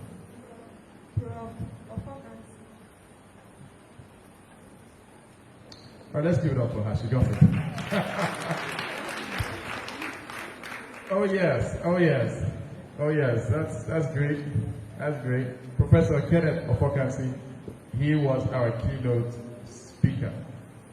Yes. Okay, and this one is pretty simple. I think everybody should get this one. What is the title or the tag of this conference?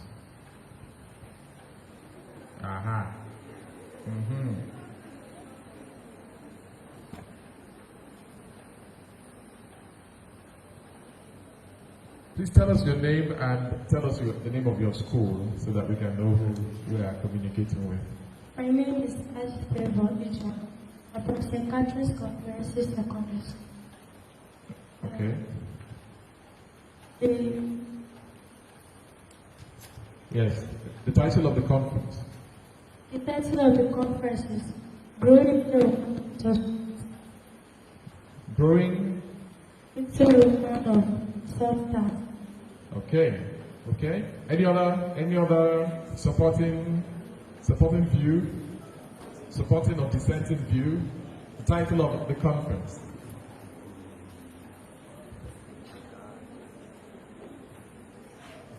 So, as you're raising your hand, you're thinking you didn't get it, that. All right, let's hear your own view. Techforher. Give it up for, what's your name? What's your name? Ogwenda Harmony. What school are you from? University Secondary School. Okay, so give it up for Ogwenda Harmony from UNICEF. Okay. Techforher. But you did it. It's right behind you anyway. Alright, since that was too easy, let me give you the third one. And this one, if you're able to get this one, let me not stop this. Who was the second vice president of Nigeria? No, don't worry. That's not part of the question. Let's not back on the question, okay? Fine. So, Dr. Elizabeth Shaw, if you remember her, she recommended a website for you to network with other tech gurus. Who can give me the name of that website? Introduce yourself, your name, and your school. My name is Ilo Eziwani from University of Nigeria Secondary School. And I believe the website she recommended was LINKEIEN. Yeah, she got it. All right, a round of applause for her right there. Okay. All right, so we have 2 kids going to University Secondary School. All right, we'll continue with more of this later. We still have quite a number for you. Okay. Yes, it seems this political party are winning the election. Do you want to go to court? I don't want to go to court. Okay. All right, so now, we saw a video here. Yes, we saw a video here, and that video, the producer of that video is here with us, and he will soon be joining us. Yes, he will soon be speaking. I'm not going to ask you his name because you might get it. But I want to ask you, what type of video was that? It was not the normal Nollywood video, Hollywood, Bollywood. The name of that video is... No, hold on. Let's know who you are. What's your name? My name is Ikedba Edwina, and I'm from Abiding Grace College. Okay. That video is an animation. Woo! Okay, give it up for her. A round of applause. That is an animated video. Yes. Those videos are not just what any producer can, bring out the camera and shoot it. So we have to bring up someone who was the brainchild of that video to explain how he came about that video, how you can also produce videos like that. You can use it for so many things. Anyway, let me not talk too much. Uche is here. He's the one that will do all that. Give it up for Uche! And if you clap, he'll come up to the stage. Shout out to Uche.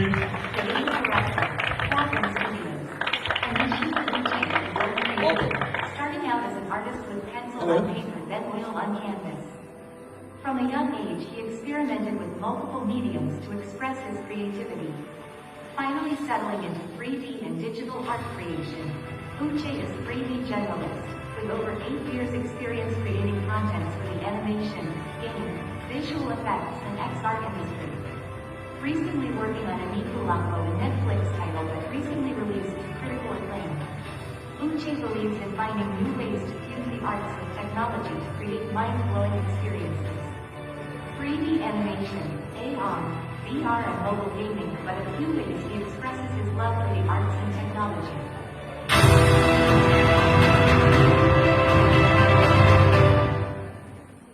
Hello, everyone. Hello, everyone.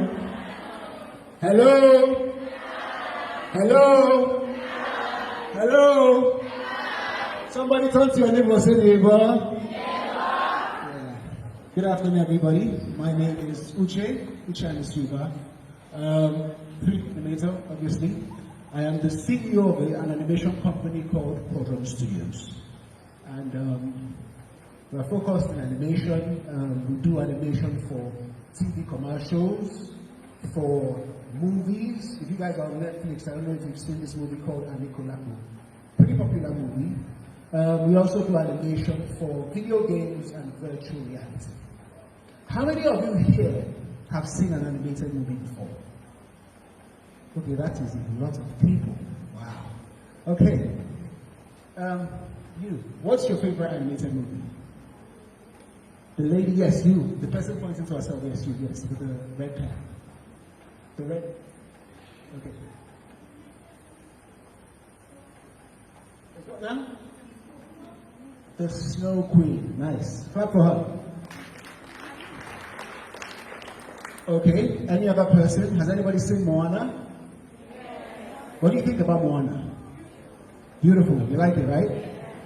Would you like to be able to make something like Moana? Okay. So I'll be talking about the role of technology in animation. How does technology help animation?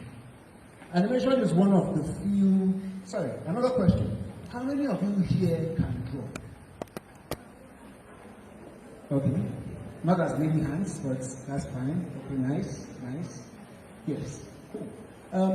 Animation is one of the few art styles, or one of the few arts that uses technology to make it better. Do you understand? There are different forms of animation. Traditional animation, which is the ones they draw. I don't know if anybody has seen Tom and Jerry from back in the day. Tom and Jerry, everybody? Okay, cool. So Tom and Jerry was hand-drawn. And that is what we call 2D animation. It's flat. It's like a cartoon. It's like a drawing. And Moana is computer generated. It's what we call 3D animation. So those are the two types. So I'll delve into it. So can you get my slide up so I can get right into the topic? Okay. Can you go to the next slide, please? Okay. So what is animation? Animation is essentially art in motion. Simply put, making your drawings, the things that you draw, be able to move. Animation started a while ago. It's almost 100 years. There used to be this man who was an American. His name was Walt Disney. Has anybody heard of Disney before? Okay, so Disney was started by Walt Disney. And he started it in his garage. And at the time, it was just him. People thought he was like a grown man drawing cartoons. It was all funny. And Disney is about the biggest company right now. So that was the beginning of animation. Animation and film have a similar history. They began about the same time. And the similarity between two of them is that both of them use pictures. Something that you people might not have heard of before. Do you know that movies, anything you watch, is a series of pictures? Any movie, any TV show you've seen is essentially picture after picture after picture, played very fast. So you see it and you think it's moving. There's something called frames per second, which means how many pictures have been changed for every second you see on your screen. For instance, Moana, for the people who have seen Moana. Moana is 24 FPS, which is 24 frames per second, which is 24 different drawings for every second of Moana you watch.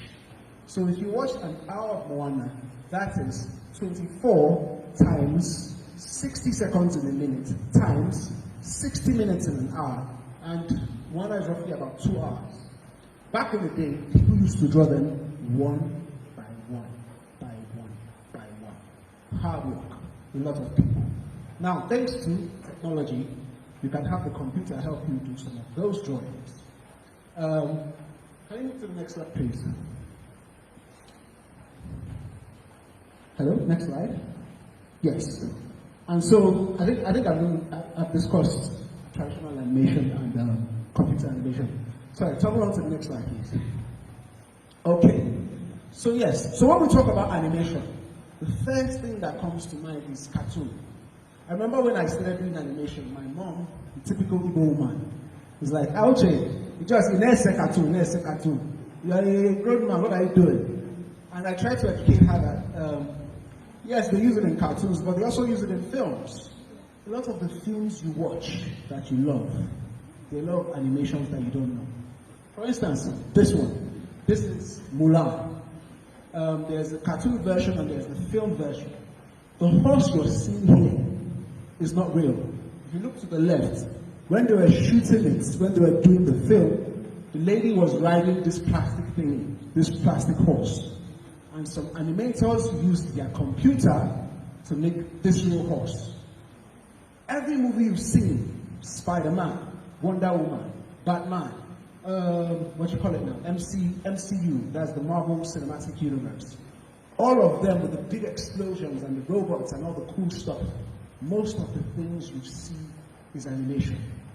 If you have time, Google behind the scenes of movies. You just laugh. You see people in front of green screen, in front of something like this, acting around. And when you see them acting, you're like, what's happening? But when the animators do their magic with their computer, then that's what you see. So animation is not just cartoon. Animation is also movies. It's also video games. If you open your phone, if you press an app, there's the way the app will open up. That is animation. So there are various forms of animation. Can you go to the next slide, please? Yes.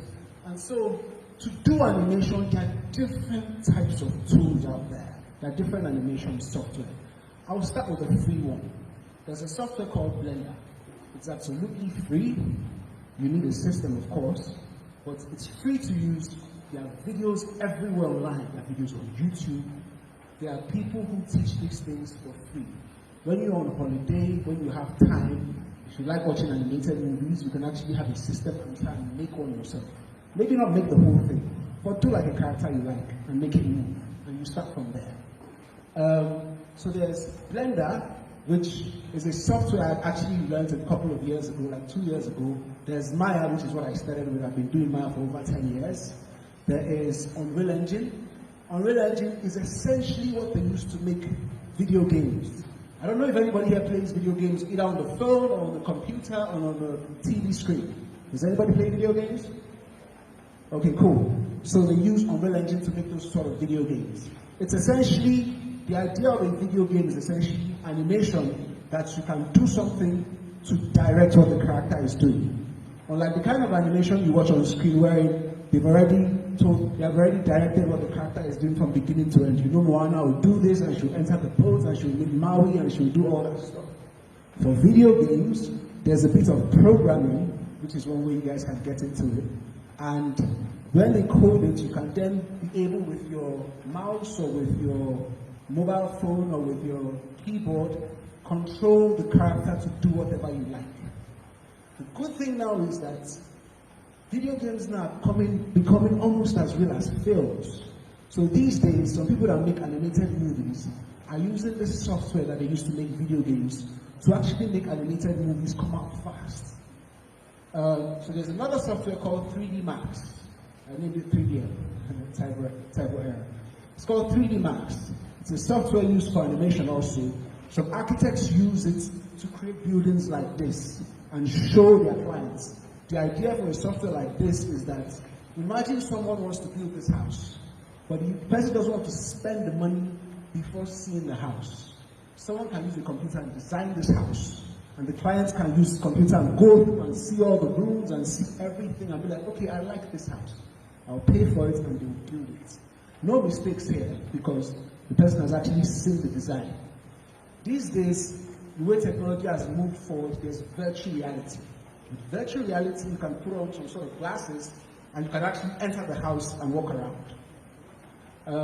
There's another software called Moho.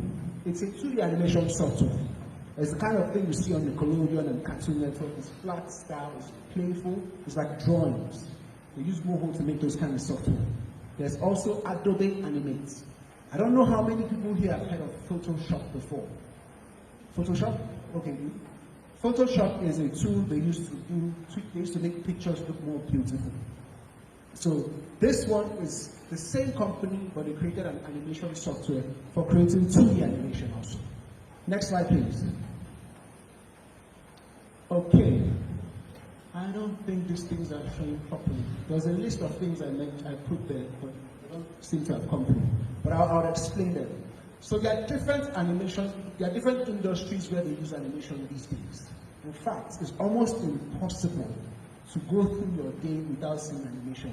Even if you don't watch animation on your TV. Are you watching TV? Are you watching the news? Channels television. That thing that's show and the right channels and all those things, that is animation.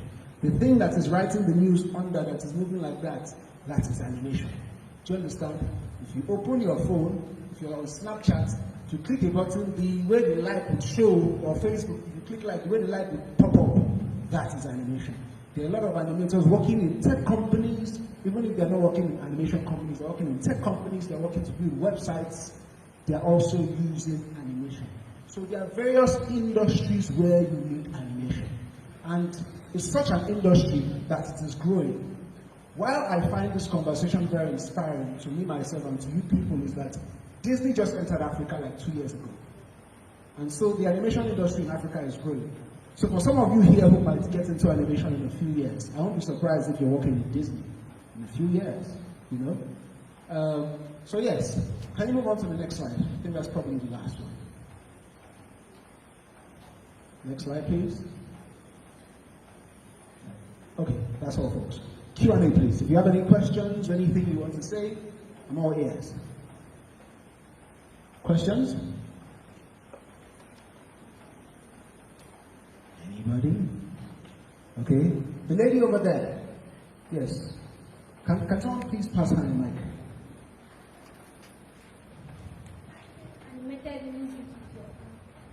Can you make animated movies with your phone? Oh my God.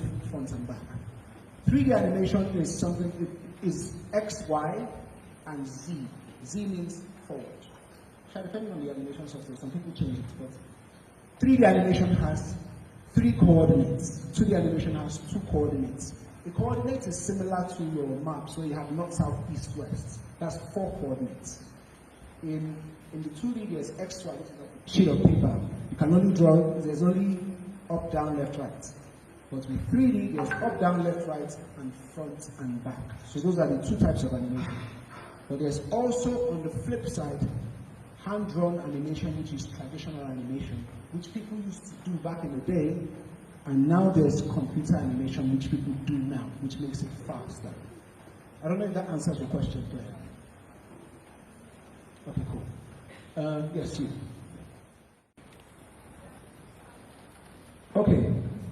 I would suggest you learn the software I mentioned called Blender.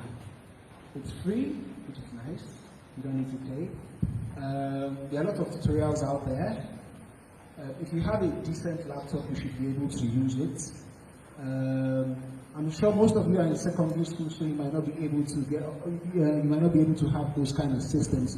But having this in your mind, I know that that interest over time will build you of someone wearing a virtual reality headset. Have you seen it? Was the person? Oh, that's yes, obviously. Did the person shout at some point? Yes. So it's so real that if something there happens, you think it's happening to you. And so the reason that we did that, clients wanted us to use the virtual reality to teach their staff was, if you wanted to teach someone what to do when a refinery is about to explode, will you put the person in a refinery that is about to explode? Obviously, because they will die. But in virtual reality, you can do that. If the person makes a mistake, the refinery will explode. The person will shout, obviously. But you can press stop and it will start again. Nobody has died. The person can die 1 million times, but nobody has physically died. And so that's kind of how the animation that I've been doing enters into tech. Thankfully, we had some grants, about $20,000, this was in 2019, from Facebook, based on virtual reality. And since then, we've been creating content in virtual reality, while still creating animated content.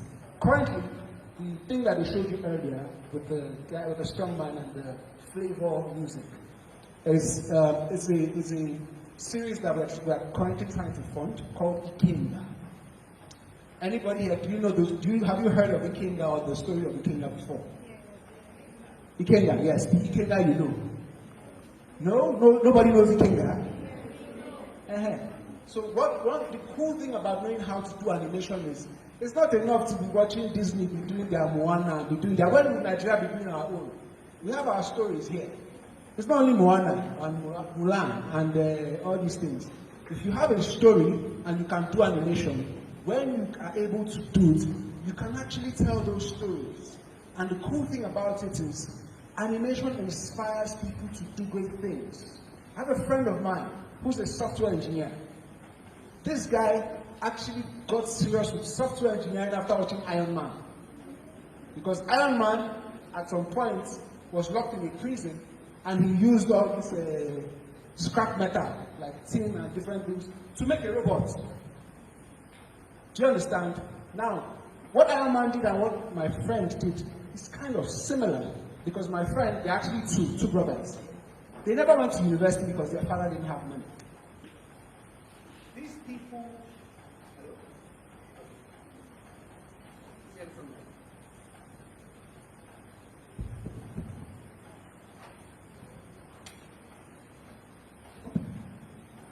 so they never went to university because their father couldn't afford it. They themselves couldn't even afford to buy a laptop to be able to code. So two of them, this was in 2018-2019, shared a Pentium 4 laptop. Now, you might not know what a Pentium 4 is, but for the people who are in computer, you know what a Pentium 4 is. A Pentium 4 is a rubbish laptop. It's a laptop from ancient of days. Do you understand? Slow. And it wasn't even bad enough. The screen was broken. So they were using half screen to code. But these people learned everything online. They taught themselves. They became so good that they were helping people studying PhD in computer science with their project. Those people were asking them questions. These guys went on to build an AI software.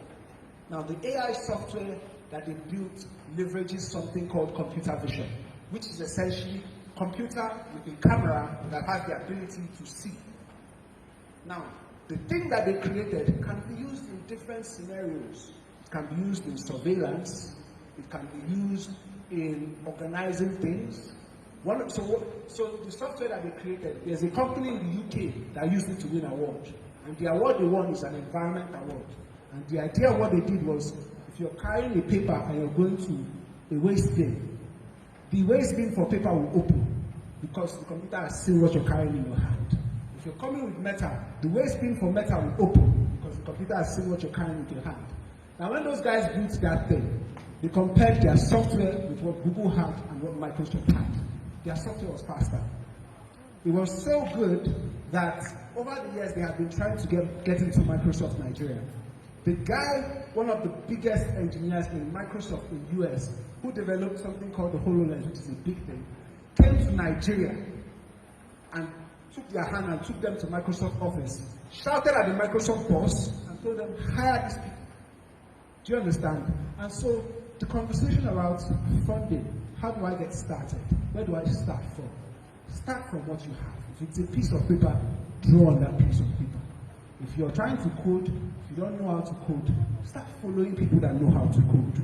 Start hearing some of the things they are saying. You pick up certain languages, certain things. Do you understand? Over time, you see an opportunity somewhere. There are some tools, if you have a phone, oh yes, I forgot to say this. There are some apps on your phone that allow you to code. There's one, if I remember, called Nemo. I might be wrong, but check it out. Called Nemo. It's a playful app that teaches you different programming languages like Python. So Python, for instance, is the programming language used to program AI. And so you can start from programming with your phone. The main thing is to start somewhere. And if you're that diligent and that serious, opportunity will always present itself. As they say, opportunity comes to the prepared. To round off my conversation, so I'll take one last question and I'll round off my conversation. Does anybody have another question? AI was not in 2010. If you don't learn AI, Baba, your job, or sister, your job, might not be available tomorrow. So everybody is updating themselves. You have to always keep updating yourself. Even me, I'm running a company. There is no day I'm not on YouTube watching the latest tutorial and the latest things happening, because you have to update yourself. When this AI thing, and this AI that we are describing, is going to affect every single industry. For instance, the question you asked is about animation. There's ChatGPT, which Dr. Shaw mentioned earlier. ChatGPT writes TV scripts. Do you understand? ChatGPT can quote the Nigerian Constitution for you. In fact, there was a time I got like a legal document from a client, and I needed to review it. I said, advise me as a Nigerian lawyer, what is wrong with this document? So now lawyers have to now figure out a way to be relevant because AI is about to change what they are doing. And so, for all of you getting into tech, one thing I think you need to keep in your mind constantly is learning never stops. Always keep learning, always keep building yourself, always keep getting better. My name is Amis Bauchi, and it's been a pleasure speaking with you. Thank you. These are one of the first animations we are seeing that have this African thing.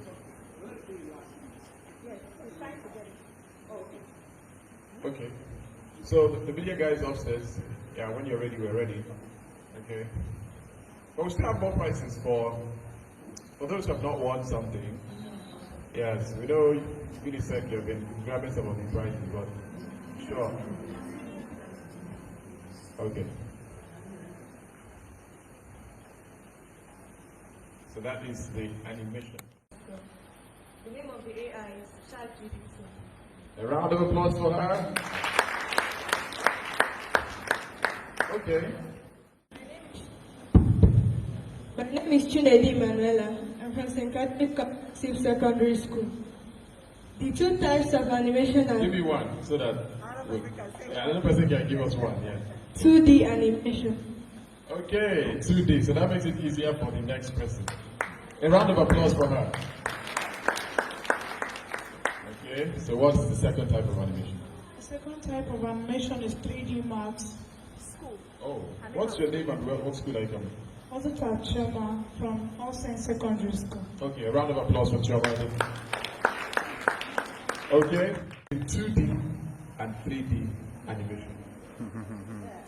Wow. I think Maybe somebody who has not answered before. I think this is their best class. The difference between 2D and 3D animation.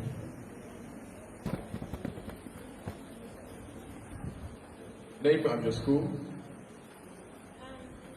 Therefore, I'm from University Secondary School. The difference between 3D maths, 3D is for why the 2D moves sideways. Okay. She gets it. Okay, a little. Did she get it? A little. A little. Okay, but okay, they are saying they didn't hear you. Can you say it again? I said that 3D maths moves sideways, forward and backward, while 2D moves sideways and forward. Did she get it? Do we agree with that? Can anybody else help her out? She's almost there. Okay, you can give from. You can move over to this side of the aisle. Yes. Please introduce yourself and tell us the name of your secondary school. You can hold the mic, hold it closer to yourself. My name is Sinaza from Queen of Peace College. The first one moved sideways, the second one moved sideways and forward. Okay, there? Which one is the first? Which one is the first one and which one is the second one?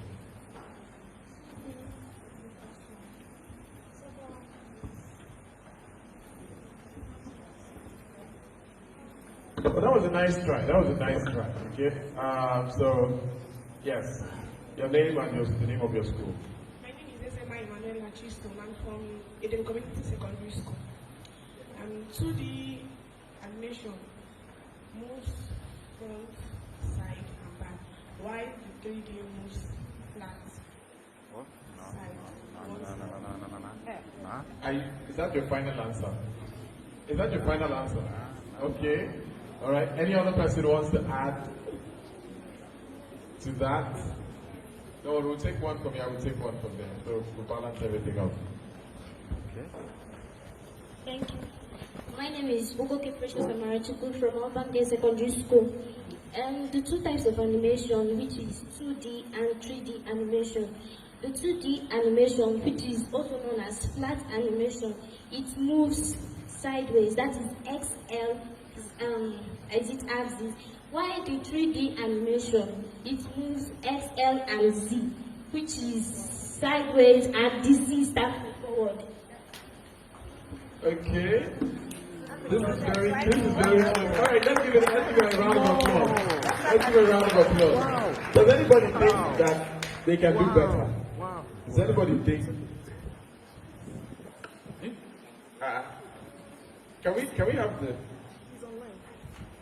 Okay, so we have Afam Itum online. We'll still get back to this.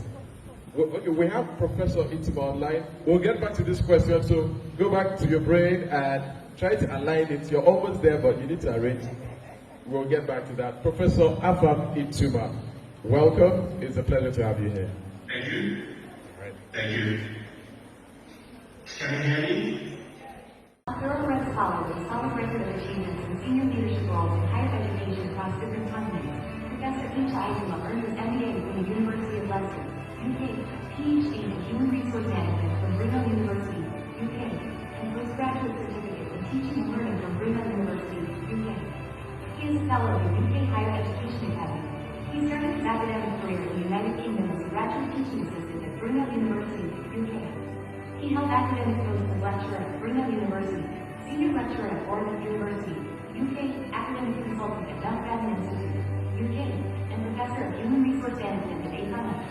He is a visiting professor of human resource management and internalization at the University of Lincoln, UK, and has been a visiting research fellow at Houston Business School, UK, visiting fellow at the African Studies Center, University of Leiden, Netherlands, Maurice Sodowska Curie Research Fellow at the University of Lisbon, Portugal, Erasmus plus visiting professor at the University of Kent, UK, and Linnaeus Palm academic visitor at the University of Yale, Sweden. You're welcome, sir. Thank you. Please, can I share my screen? Would I be able to share my screen? Sure. Media team? Yes, can I be able to share my screen? Yes, we're working on that. Okay.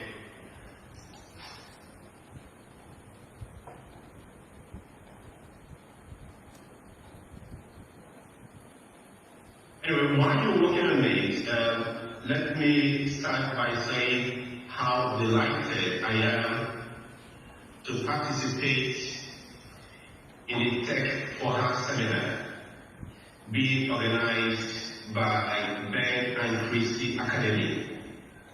I'm very appreciative of the great work that is being done by the Academy to promote women access and engagement in tech.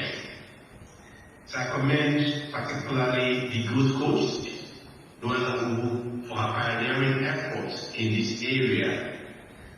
Indeed, the youths are the future of Nigeria. So I'm very happy that we're catching them young.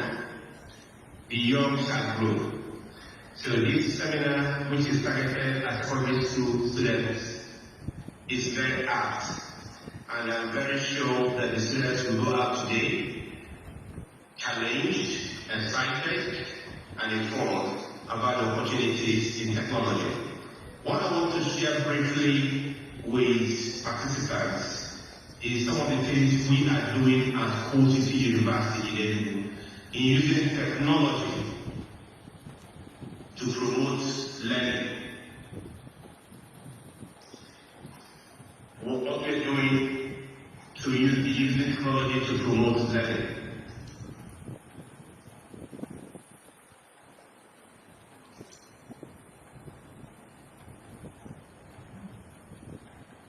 Okay. So my presentation will be very short, very brief indeed. I will talk about an overview of OTT University. I will share a bit about why there has been a heightened interest in technology-mediated learning in higher education. I will also talk about the benefits of using technology in education to promote learning. And I will give an analogy of what we've been doing at OTT University, using technology to promote learning. Maybe I'll need to start by telling you a little bit about OTT University, just in case it's the first time you're hearing about our university.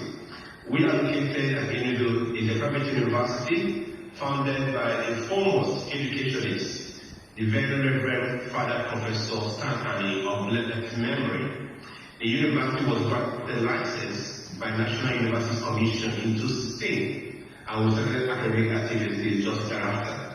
We have 4 faculties: Faculty of Arts, Management and Social Sciences, Faculty of Education, Faculty of Applied and Natural Sciences, and Faculty of Health Sciences. We have many programs, about 32 and about 15 departments. And some of our programs last for 4 years, some last for 5 years. And we have graduated students timely, and they have been going for national youth service. We have actually graduated 4 bodies of students. I mean, the big picture of Coastal University is to be able to create a world-class center of learning and research that will create and apply knowledge for the prosperity of the region, the city, and the global community.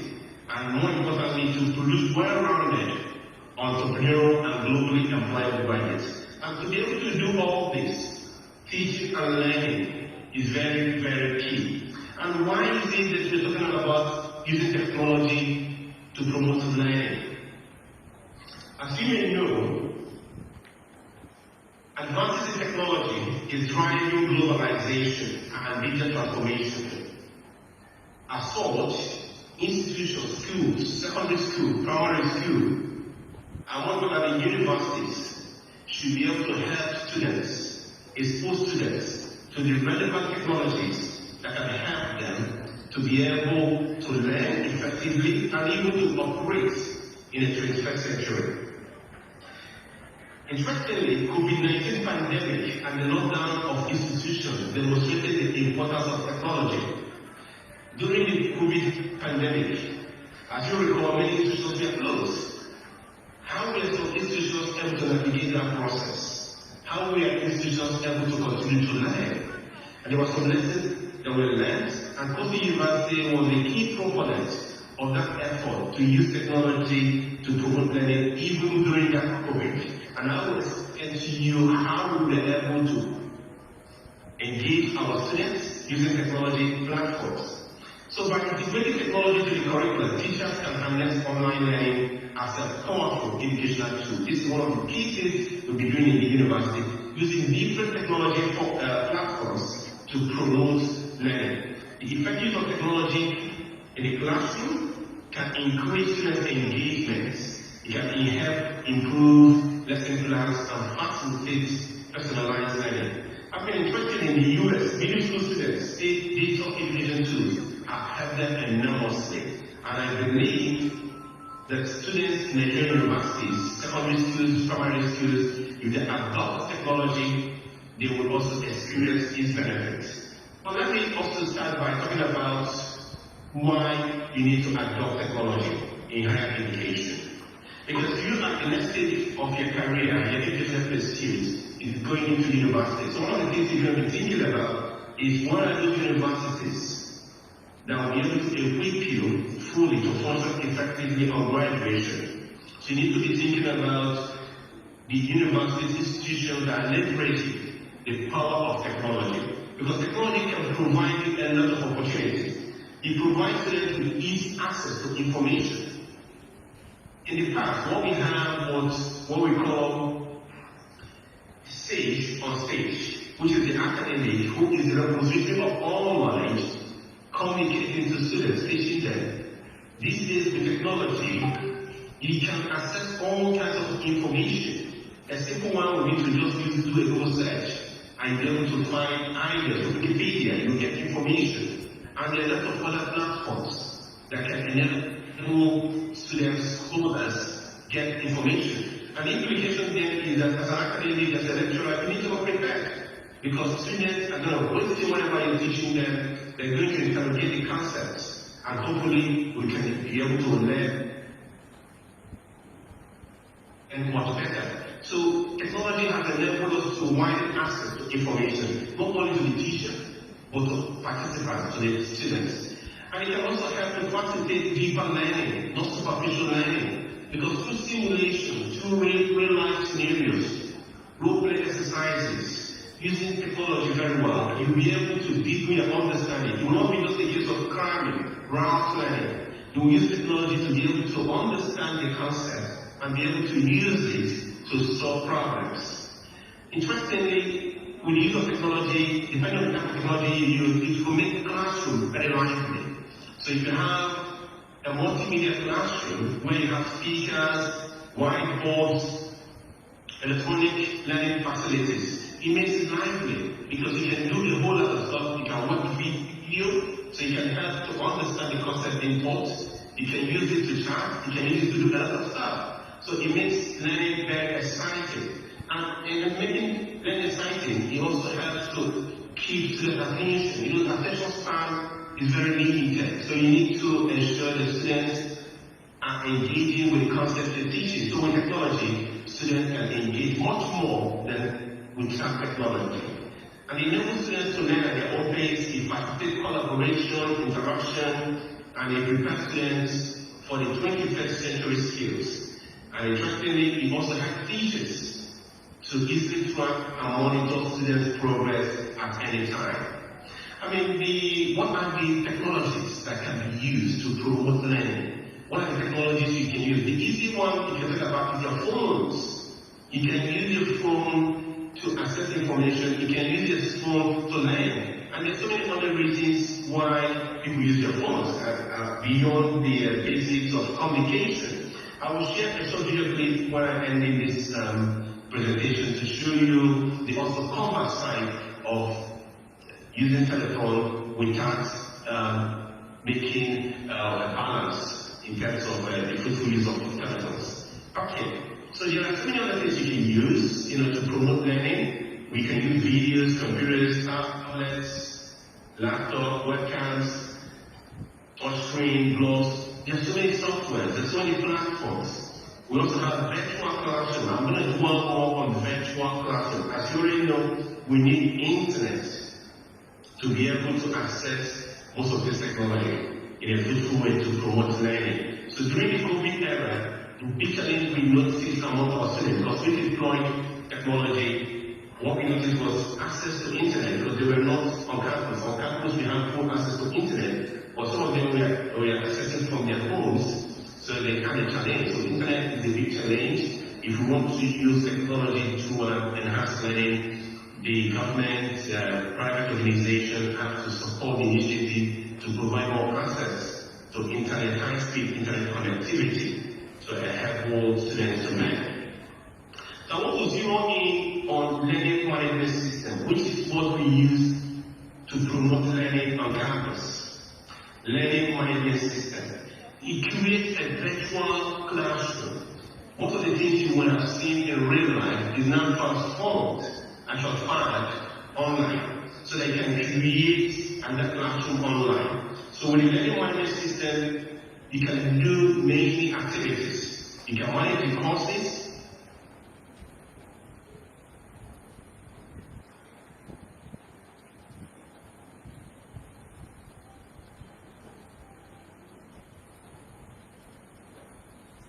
Okay, just a few seconds.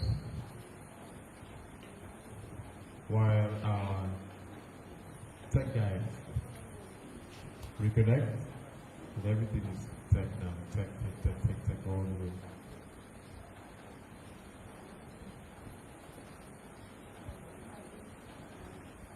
Now, me, I'm adopting a type of tech myself. I'm trying to work remotely. That's why I'm not on the stage.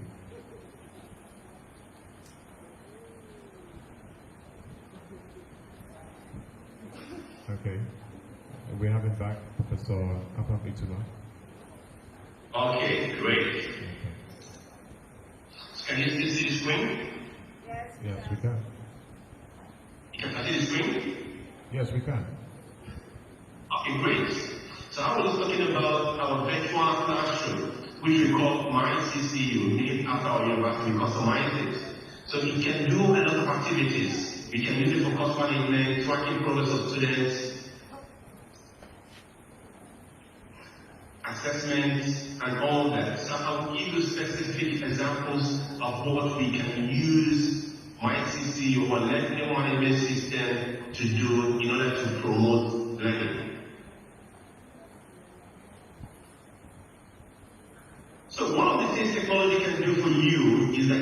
increase collaboration and communication. So if digital technology can foster collaboration, not only can teachers engage with students during classes, but students can also communicate with each other online. So if you go onto my CCU, for instance, or any learning management system, one of the things you will see is that there's a chat platform, a feature, which enables you to have meetings with your classmates to do assignments or to discuss a topic. So through that, you're collaborating. You can work in groups, you may be able to ask questions, and then learning occurs. So through online lessons and learning games, students get to work together to solve societal problems. Prof, can you give us a second so that we can get back to your screen? Yes, just a few seconds. Okay, can you share your screen, please? Okay, screen again. Okay, beautiful. We have it now. Thank you. Please put it on slideshow, Prof. Oh, beautiful. Lovely. Okay, you can see the screen. Yes, we can. Yeah.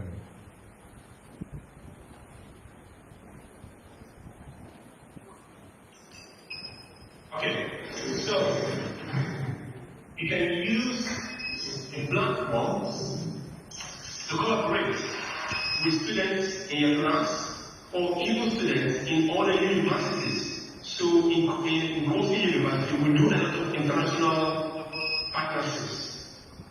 So with international partnerships, you can actually be at Kofi University and collaborate with students in other universities in which we are collaborating with. So they do joint projects online. So this is the part of technology. So you're not just learning with your peers on campus, you're also learning with people who you cannot see, or virtually using a technology platform. And I think this is also an exciting thing to do. In the past, it wasn't possible, but today, with technology, you can learn online effectively. I'll give you an example of collaboration.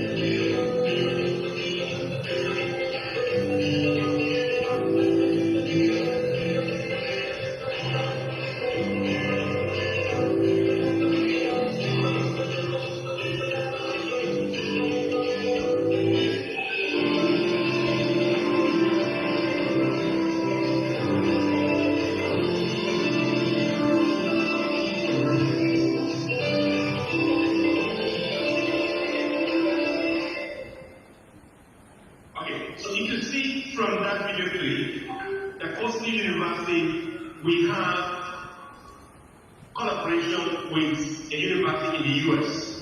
And what happens is that there are faculty members, scholars, lecturers, professors in the US who use this technology platform, which we call my CCU, to teach our students. They don't need to come to class physically. They can be in the US, just like I'm talking to you now, and they will teach effectively using technology platforms. So these are all examples of how technology can help to promote learning. So in our collaboration, it's possible for you after studying at Kofi University for 2 years to move to the US, at Delaware State University, or other universities that we're collaborating with to complete their studies. Sometimes people also use technology to individualize or personalize their learning opportunities. So as you can see here, with this kind of platform, you don't need to only be in classroom to be able to learn. You can learn in your kitchen. You can learn in your bedroom. What you just need to have is to have access to the online platform. 24/7, you'll be able to access the learning materials online. So with the virtual classroom environment, all learning materials which the lecturer has given in the classroom is transferred online. So what you don't need to do is to use your phone or any mobile device to access learning contents. So this is a very powerful way to learn, because learning does not only occur in classroom now. You can actually learn on an ongoing basis. Teachers can use this to really engage students. So it enhances personalized learning opportunities. It can also help to engender curiosity. Curiosity is very, very important in learning. Through engaging and educational content, teachers can spark competitiveness in children and boost their curiosity, which research says has ties to academic success. Can you imagine what technology can do for you when you're in the classroom and you're using video clips to illustrate materials and you're using simulations to demonstrate clearly how things can apply in real life? The learning is deep. It can inspire you to inquire more, and then once you learn, it tends to stay back in you. You get to retain it. It improves teachers' productivity and efficiency. Using my CCU platform, the learning platform we use, students submit their assignments. We monitor their attendance to lectures using the platform. We monitor their engagements with online content. We monitor their collaboration with their peers. All the activities online, we monitor it. And by monitoring it, we can see people who are doing well and those who are not doing well. And those who are not doing well, we will provide specific support to make sure that no one is left behind. Unlike in the traditional classroom, where some students may not be following. With technology, you can actually be able to notice how many hours the person was online and how long the person was able to engage with peers. Technology also has its own downsides. So the question then is, what are you doing with your technology? Because we all have access to phone, which is the basic technology people use in accessing learning materials. I've shared this short video clip which demonstrates the downside of technology, which we need to take into account. It was said today, students in part go to school for education, but for those of us still studying it was the truth of an unforgettable day. Well, we all just can't find a song. Looked up in the water. 7th graders eliminated ground security. 2 men, police officers, father and son, Steve and Ida.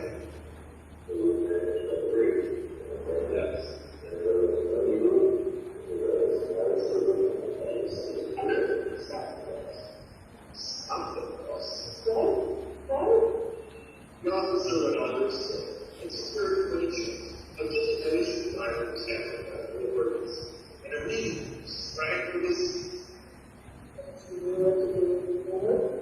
That's so struggling to learn. To villains of the week, in the pressure, and gain control of the situation, say your driver and the students. That's what you do, but we still got it right. Why do you think anyone else knows what's happening? Virtually everything.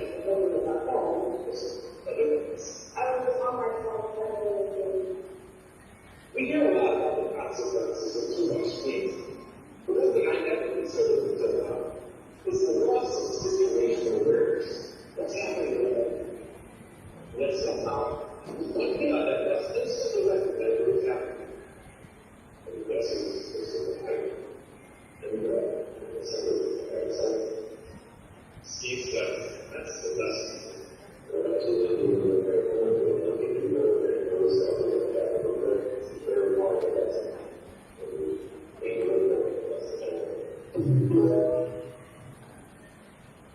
In that short video clip, if you understood what was happening, we had an incident. Students were going from school, and the bus driver had a head challenge. And many of them were busy because they had their earphone on, or they were playing the phone, playing games and all that. So they were not attentive to the situation. Unfortunately, the vehicle was still on the road. But one boy was attentive, he didn't have a phone, so he went to rescue the bus. when I had a conversation with my daughter about that accident, I sent her the video clip and I said, what do you think about use of phone and promoting learning? This is her response. And I find it very instructive. Which I feel that it is interesting how we have to balance the use of technology to enable us to derive great benefits. According to Kirsty, if I was a 15-year-old girl, this is really a good lesson for people to be aware of their surroundings. Before I didn't have a phone, I was observant. I was able to see its light and orders. I also believe that if no one had a phone in the car, there would be no source of communication. They wouldn't have been able to reach 911. The other students should have balanced their screen time and also observe the surroundings. The great lesson is discipline. And I think I'm going to end on this note to say that technology is a powerful platform for learning.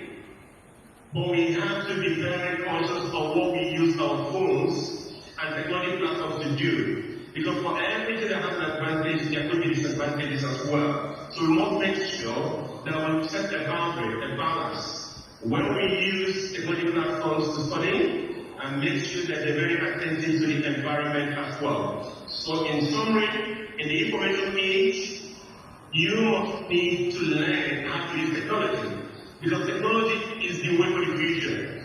If you don't learn how to use technology now, when you go to the university, you're going to struggle. When you go to work, you're going to struggle. Because the world is automating its processes.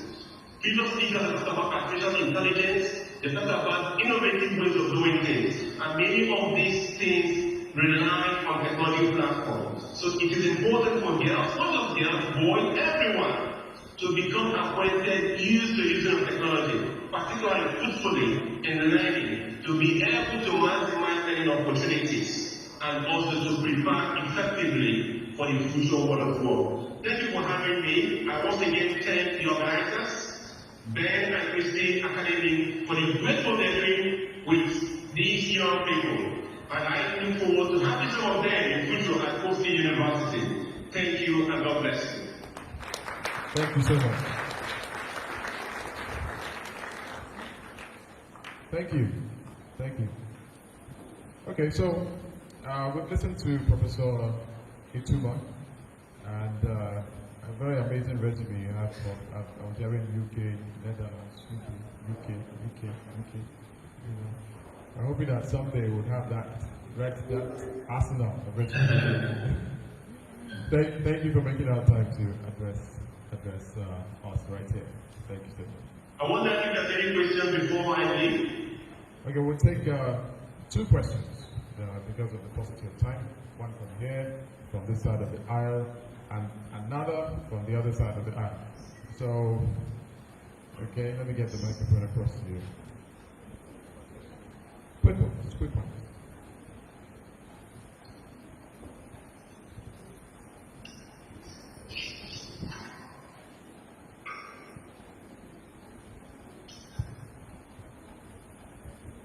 My name is Esther. I'm from University Secondary School, and I want to ask you, does technology help a young step?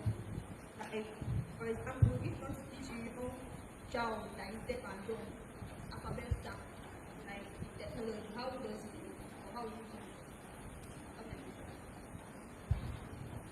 it? Okay, Prof, she was asking how does technology help people with disabilities? Let's say someone who cannot hear and cannot speak. How can technology assist in teaching the person right from the cradle, from the alphabet stage, the number stage? How can technology assist? Thank you so much. Okay, can I take the second question? Second question from this aisle.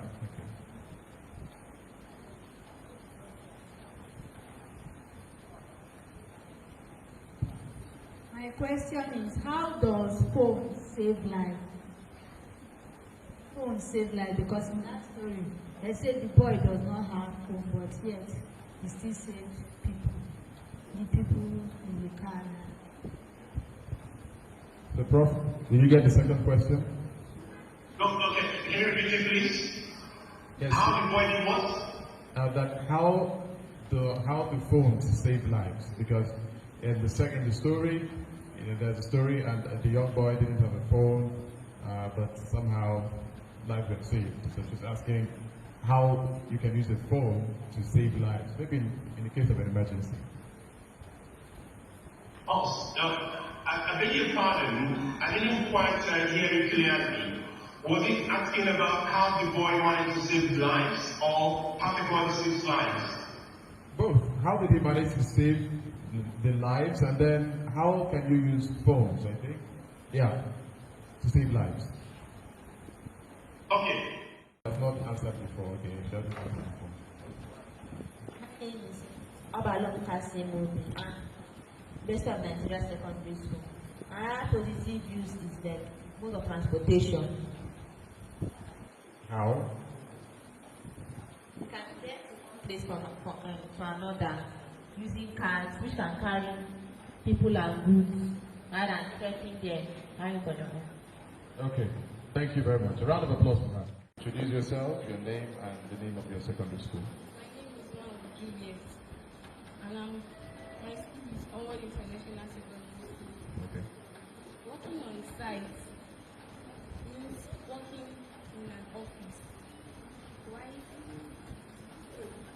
Are you sure? Why working remotely means working maybe at your home at home. Should we give it to her? Should we give it to her? Okay, so who has, you're almost there, but there's something I want to get. So who will help her out? Don't worry, you'll get your gifts, don't worry. So who's going to help her out? Difference between working on site and working remotely. You already have an idea. Working on site is being present where you work. While working remotely is working from home. You will not be present there, but you will be working. Simple. Please put your hands together for her. Put your hands together for her. Yes, working on site means being present where you work. You might not be in an office. You might be an engineer. You might be working, on the field or something. Then remotely, you're not at your place of work. Yeah. Might not be in the house, you might be in a cafe, might be in a restaurant, and you're working. So that was a good one there. We'll get more. We have more gifts to give you, but quick one. The organizers have made provisions for refreshments, which will be coming to you quite soon. And then you will have a lucky dip. For all those who might not answer a question, you will still have an opportunity to get something. So if you pick and you're lucky, you will pick something. You'll be given ballot papers. If you pick yes, you know what it means. If you pick no, sorry. If you pick yes, you dip your hand and you collect a gift that will be given to you quite soon. But for now, I want to call up to the stage Zulum. Zulum might turn out to be our last resource person that we will hear speak today. So Zulum, if you may, please put your hands together for this very innovative young man, Zulum, as he makes his way to the stage.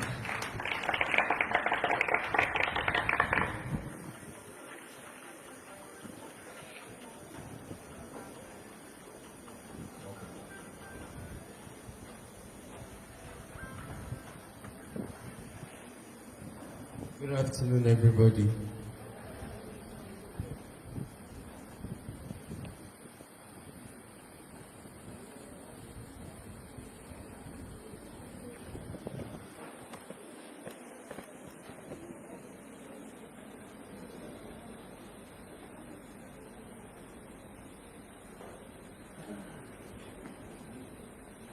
Shinzalo Noguchi is a 15-year-old student at Spring of Life International School, Enugu, an award-winning science student with a flair for mathematics, physics, and chemistry. He is a silver medalist at the 2023 African Mathematics Olympiad.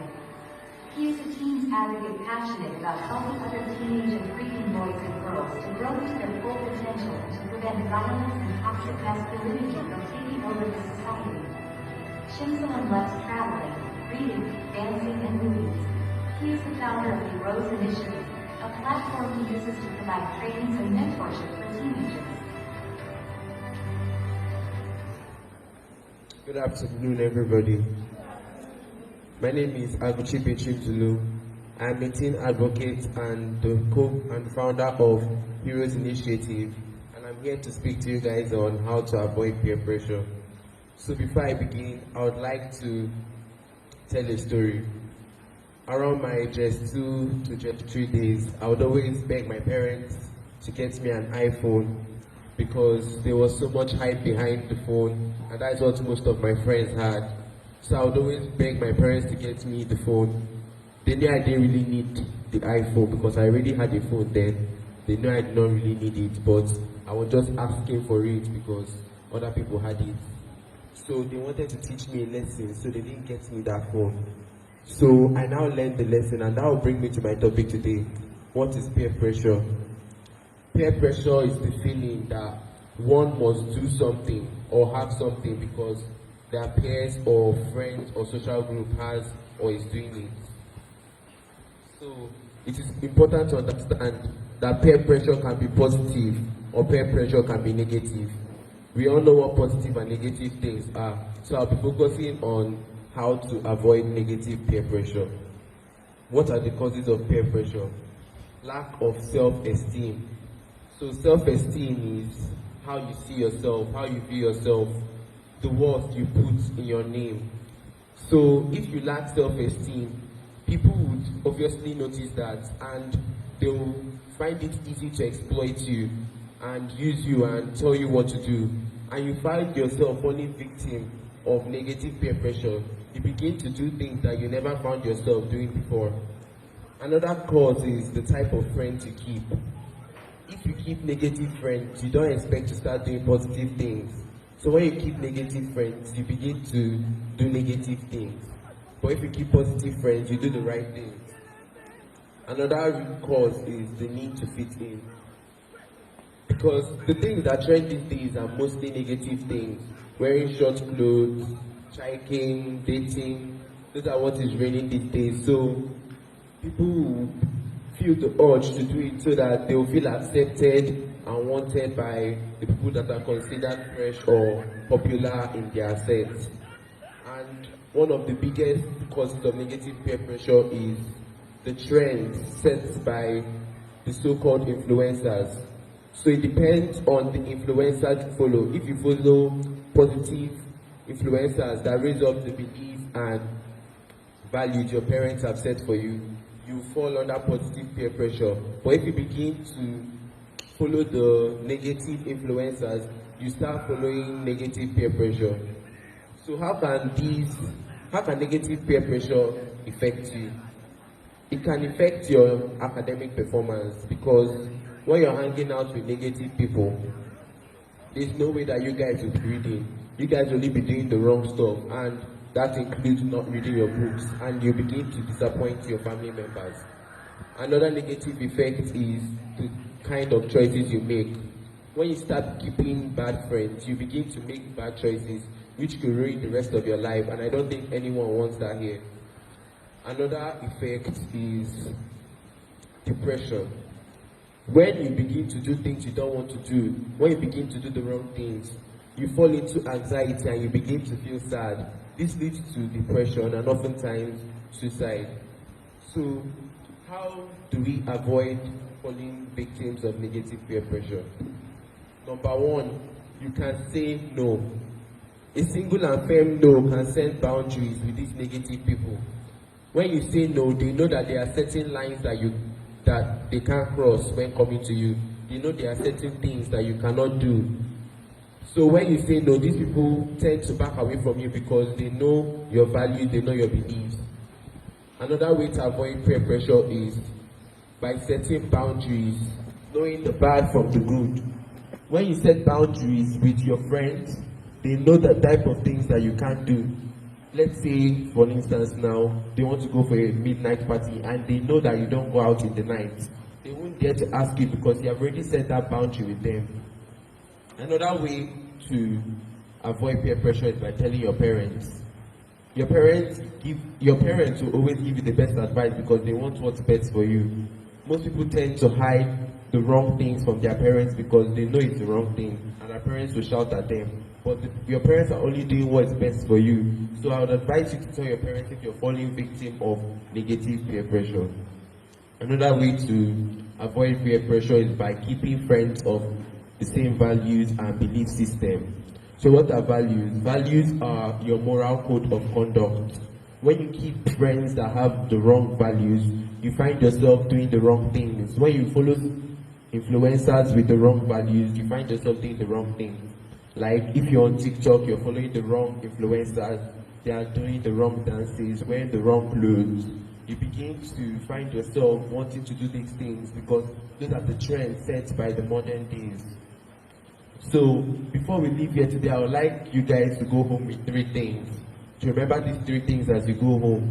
Always remember that if you are falling a victim of negative peer pressure, you can tell your parents. Another one is that you do not, just because something is famous or someone is popular, that doesn't mean that the thing they said or do is right. And the 3rd thing is, you do not need to fit in. You are perfect just the way you are. If you are doing the wrong thing and you are mocked, you know that God is always watching and He's always guiding you. And your reward is not here but in heaven. Thank you.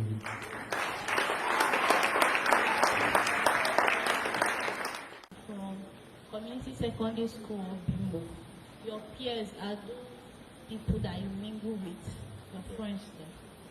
Point 3 of your peers. Okay, thank you. A round of applause for her. Because when we're saying peers, it's as if Pierre is far away. Pierre is your friend, though. Your friend, your clique. Negative pressures by setting boundaries. Beautiful. Let's give her a round of applause. All right. 2 ways to avoid negative peer pressure. Yes. I'll be impressed if you come up with a different way that was not taught by Zulu. I'll be impressed. Because it shows your thinking. Yes, we need people who have not answered correctly.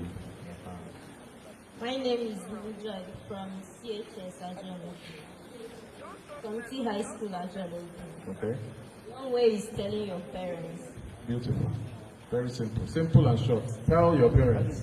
If they agree, fine. If they don't agree, what's it? Okay, one more from this aisle. Yes, down there. One more way. I think you have answered before. Let's give a chance to someone who hasn't answered. How did you avoid negative peer pressure? My name is Abada Precious. I'm from University of Nigeria Secondary School. One way to avoid negative pressure is by having good friends. How do you have good friends? Do you select them? Like, people, friends that advise you to do the good things. Okay. Okay. Thank you. Thank you. So you don't, if your friends are influencing you negatively, you can change them. Okay, I think so one more way. Let's give you one more chance. Who else? How to avoid negative peer pressure? I need a fresh candidate. Yeah. My name is Joseph from Modern Secondary School. The one who gets now. Another way to avoid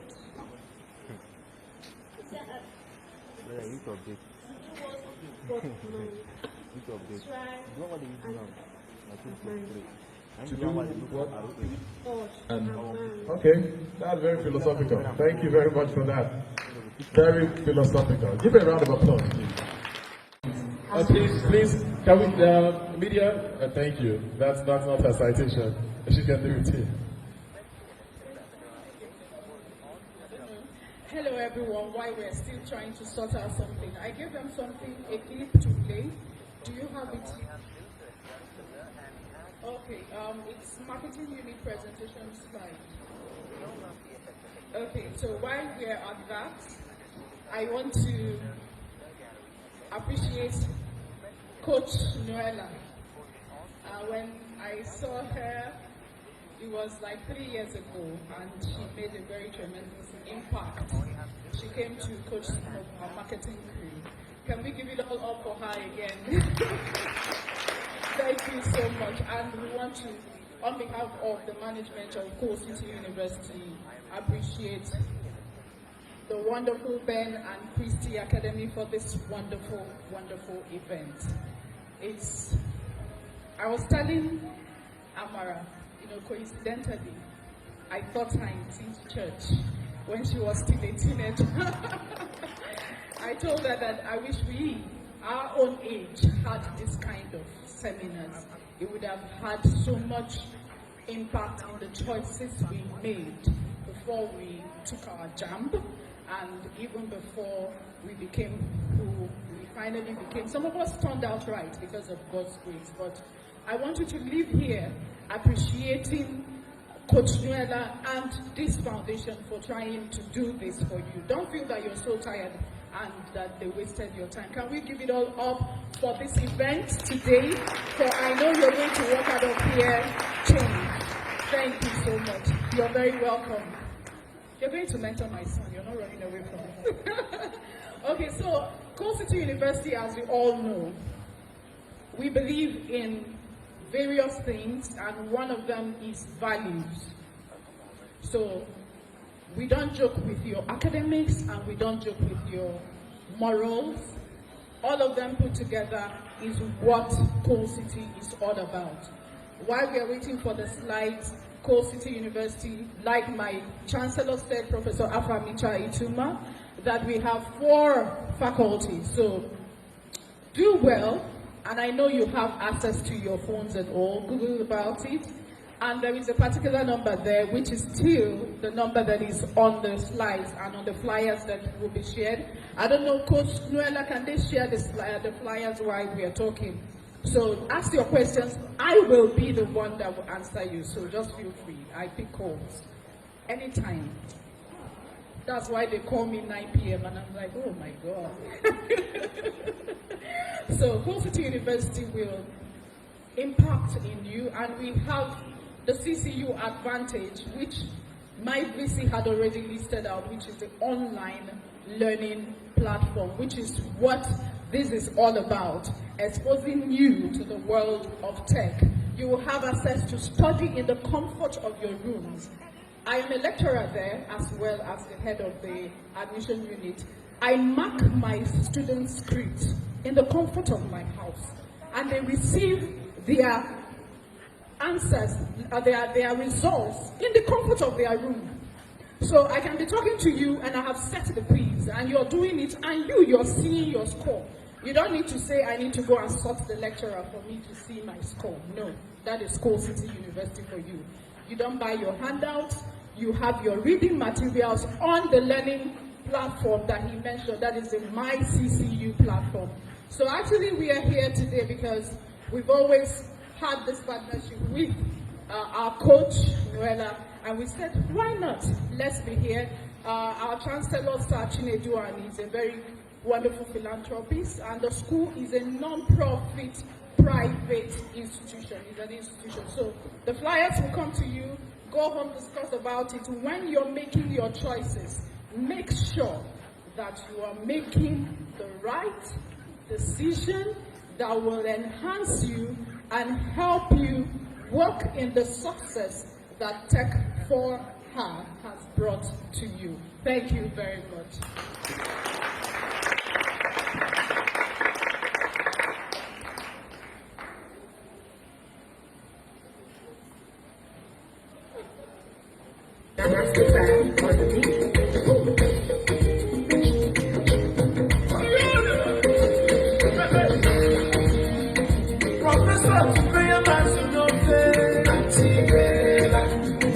Professor Swallow, you go.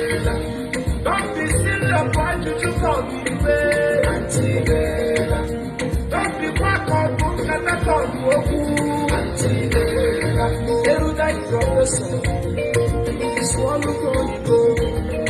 Erudite professor. I see you swallow go, from pillar to post. Up of football, from window. Why some people go? Professor swallow go, you go. Makuwe, Eriba Waku. Ebirichio, Nikula Fuwa. Supoiko, Anama. Supundiri, Niwekan. Intellectual. Swallow go, you go. Alaga this, laga that. Opportunity no, you go. Araba gbogbo ìgbòho, ìgbòho wáyé lóyìnbó. Àràgà yága di yàgà, gbogbo wáyé lóyìnbó. Professor Fúnfẹ́yẹ́ máa sùnú pé àti ìlera. Professor Swallow lóyìnbó àti ìlera. Dọ́kítì sílẹ̀ wá jíjọ́ pọ̀ ní pé àti ìlera. Dọ́kítì wá kọ́ ọdún kẹ́tẹ́kọ̀ọ́ ní òkú àti ìlera. Professor, swallow go, you go. Erudite professor, I see you swallow go, from pillar to post. Why some people professor swallow go, you go.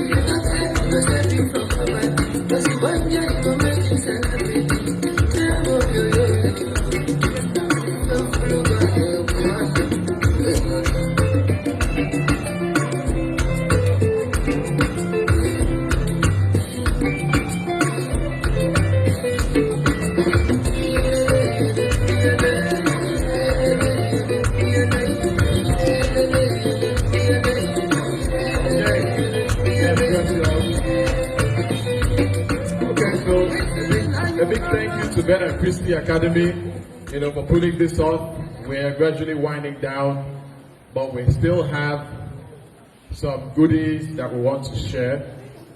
But before then, I want to congratulate all those who have answered questions correctly. Can you clap for yourselves? I think some people answered it. Okay, if you've won something, let me see your gifts, so we can confirm it.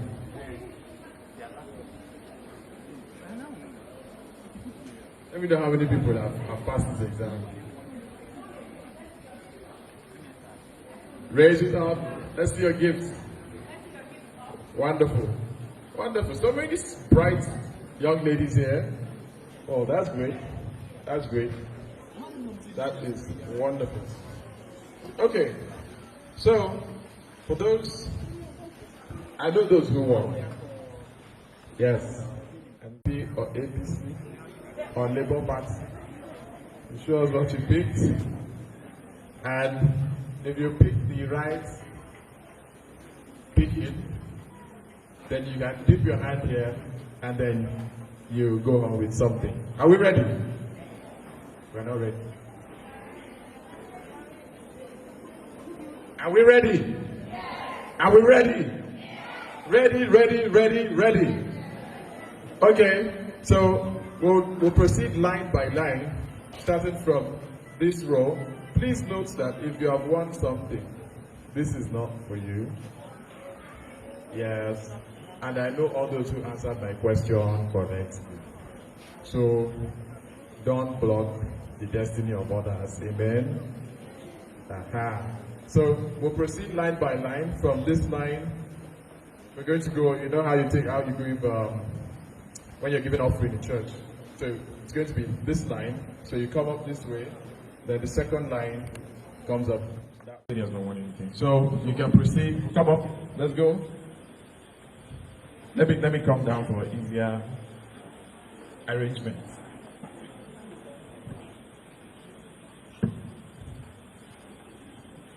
Are you sure you can? Okay. All right. So you can go this way. Okay, this row, please. Shall we? If you have not won a gift, it is for you. If you have won a gift, if I see any gift here, I'll collect it.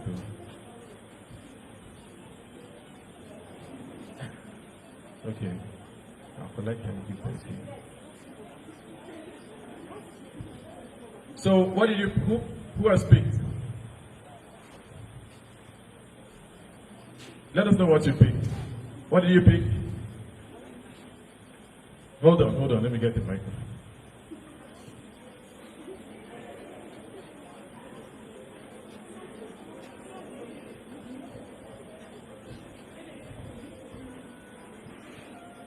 What did you pick? No. Hello? Yes. Okay. Give it up for her. Come and pick your gift. Yes. What did you pick? No.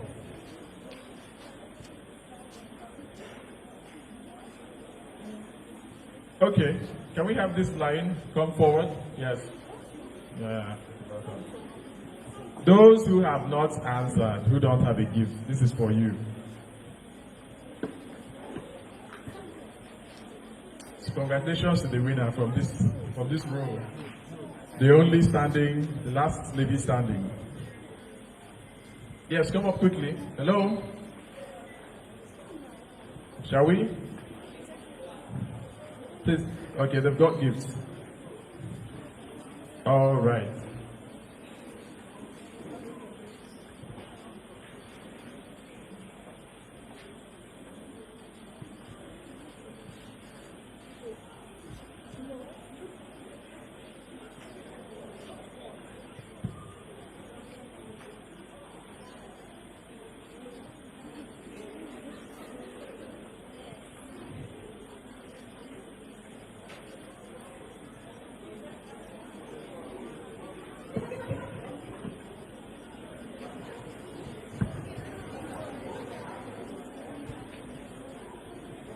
Okay.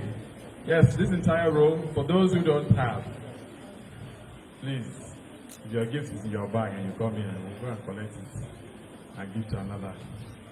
Also, from this other side of the aisle, I don't know what you pick. No. Okay. No to what? Okay.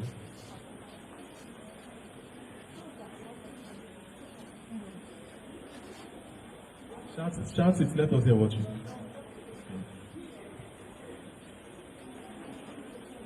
No. No. That no guess what? Yes. We have a yes. Now we are going to give these certificates in recognition and in appreciation to those who actually made today happen, but who, for obvious reasons, are not here. We have a team of volunteers who have been working since March for this event, but they are not here because school closed and they had to go home. Incidentally, none of them lives in Nsukka. So they worked so hard, but they never saw this dream. But we are going to recognize them even in their absence. And we're going to give these certificates to these people. And one of our volunteers, Sonto, is going to receive this award on their behalf. So the first person we're going to give this award is Felix Adobe Christabel. We have Oforji Chidima. We have Dean Mesoma Cynthia. We have Nnadi Uju Cordelia.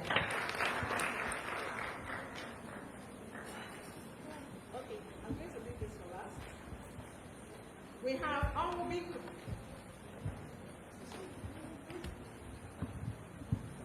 We have Chukwu Ndubisi Stephen. We have Stephen is here. Okay. Stephen, thank you so much. Thank you.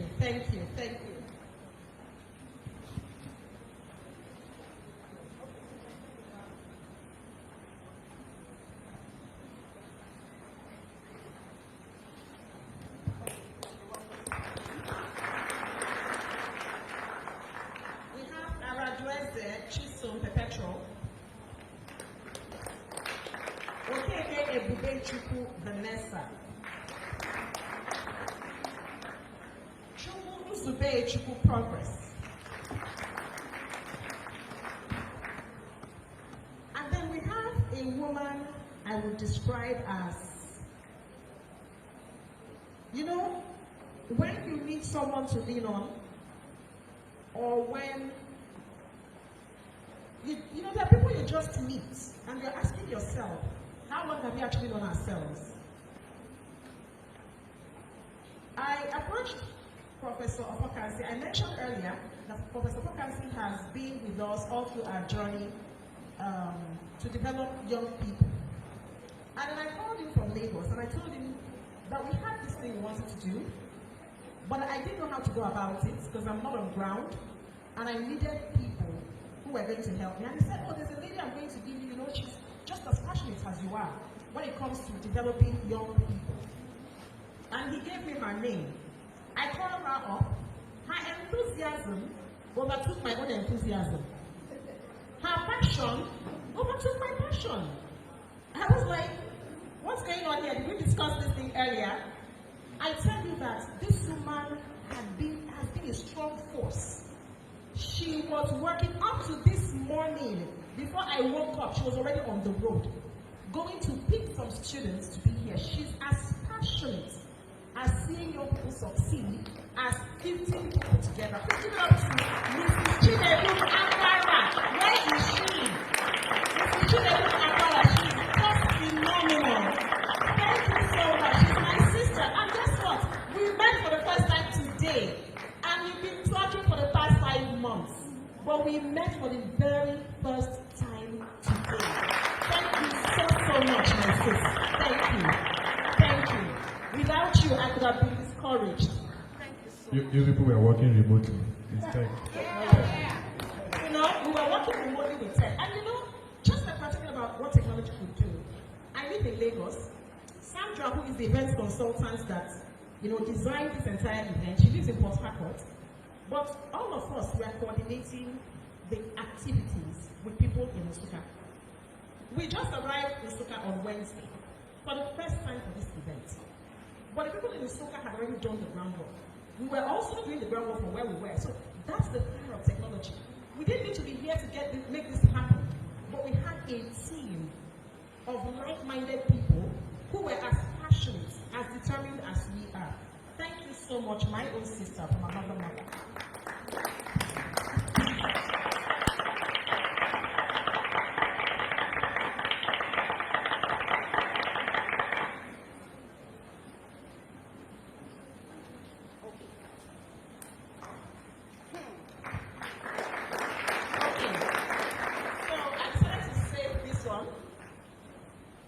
Because this lady, she's been with us since 2018 when we started.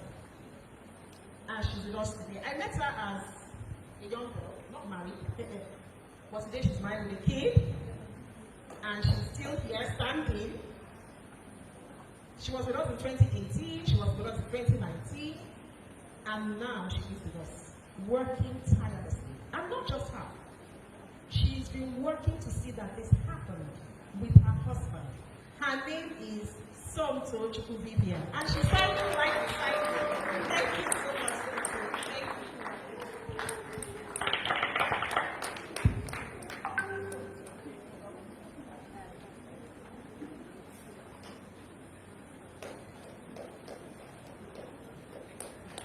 Okay. I have someone that I could call at 2 a.m. because sometimes I work like an owl, if you know me. Uche, I'm sure we'd exchange text messages by 1 a.m. Sometimes I work like an owl because if I want to get something done, I don't stop until I get it done. And God has blessed me with people who move at my pace. People, when we say, let's jump, they ask how high. Let's run, how far. People who are tireless, who don't give excuses, but who ensure that things get done. I also met this young man before he got married. And we've been, we've stayed connected over the years. He helped me out with a lot of things I did in Ostuka. It was just a question of whether just mention it. And he will run with it. I don't know how this would have been possible without him. In fact, after God in this project, it is him. Yes. Yes. And I said, if I didn't have my ground, I'll just dream. And my dream would just take me in Lagos. But this guy, he's determined. He is hardworking. He is so positive and resilient. He just keeps moving. We were all here yesterday till about midnight. And all he wanted to do was to make sure that everything was okay. He didn't see this coming. You know the way they say, they don't see us coming. Yeah, right? He didn't see it coming. And his name, where is he hiding? It's Mr. Maxwell Chidebe. Please give him a standing ovation. Please stand, please. Give him a standing ovation. On behalf of God and Christian Academy and everything we stand for. Thank you so much, Max. Thank you. Thank you. Successful? Okay. Always works behind the scenes. Everything you saw here, coordinating the Zoom, making sure that you see what is being shown, you heard what is being said. All of them were coordinated by our special media specialist, Emmanuel Eze. He is somewhere there. If you look behind you, you see one small window. He is there. When you see a guy in red glasses, he is the one. His glasses and his socks are to match. Red glasses, red socks. The guy is a wizard. And he's somebody who also runs as fast as lightning, tirelessly. And one thing I love about him is his humility. He knows so much, but he is very, very humble. You know, talk about tech. He knows it. Yes, he's open to learning, but he knows it so well. So, Emmanuel, thank you so much. I can see you from there. Just wave at us. Thank you so much. You know, even when I have my Zoom sessions, he always prefers to remain anonymous. He won't show his face, but he'll tell everybody to show their faces. You know, so thank you so much, Emmanuel, for everything. He was here till about 4 a.m. this morning. Yes, and by 8 o'clock, he was back. So, I didn't think he even got any moment's rest. But all of us are going to rest today. So thank you, everybody, and God bless you. Thank you, Madam. Can we have Max up here for the closing prayer? Thank you very much. Can we please stand? Thank you.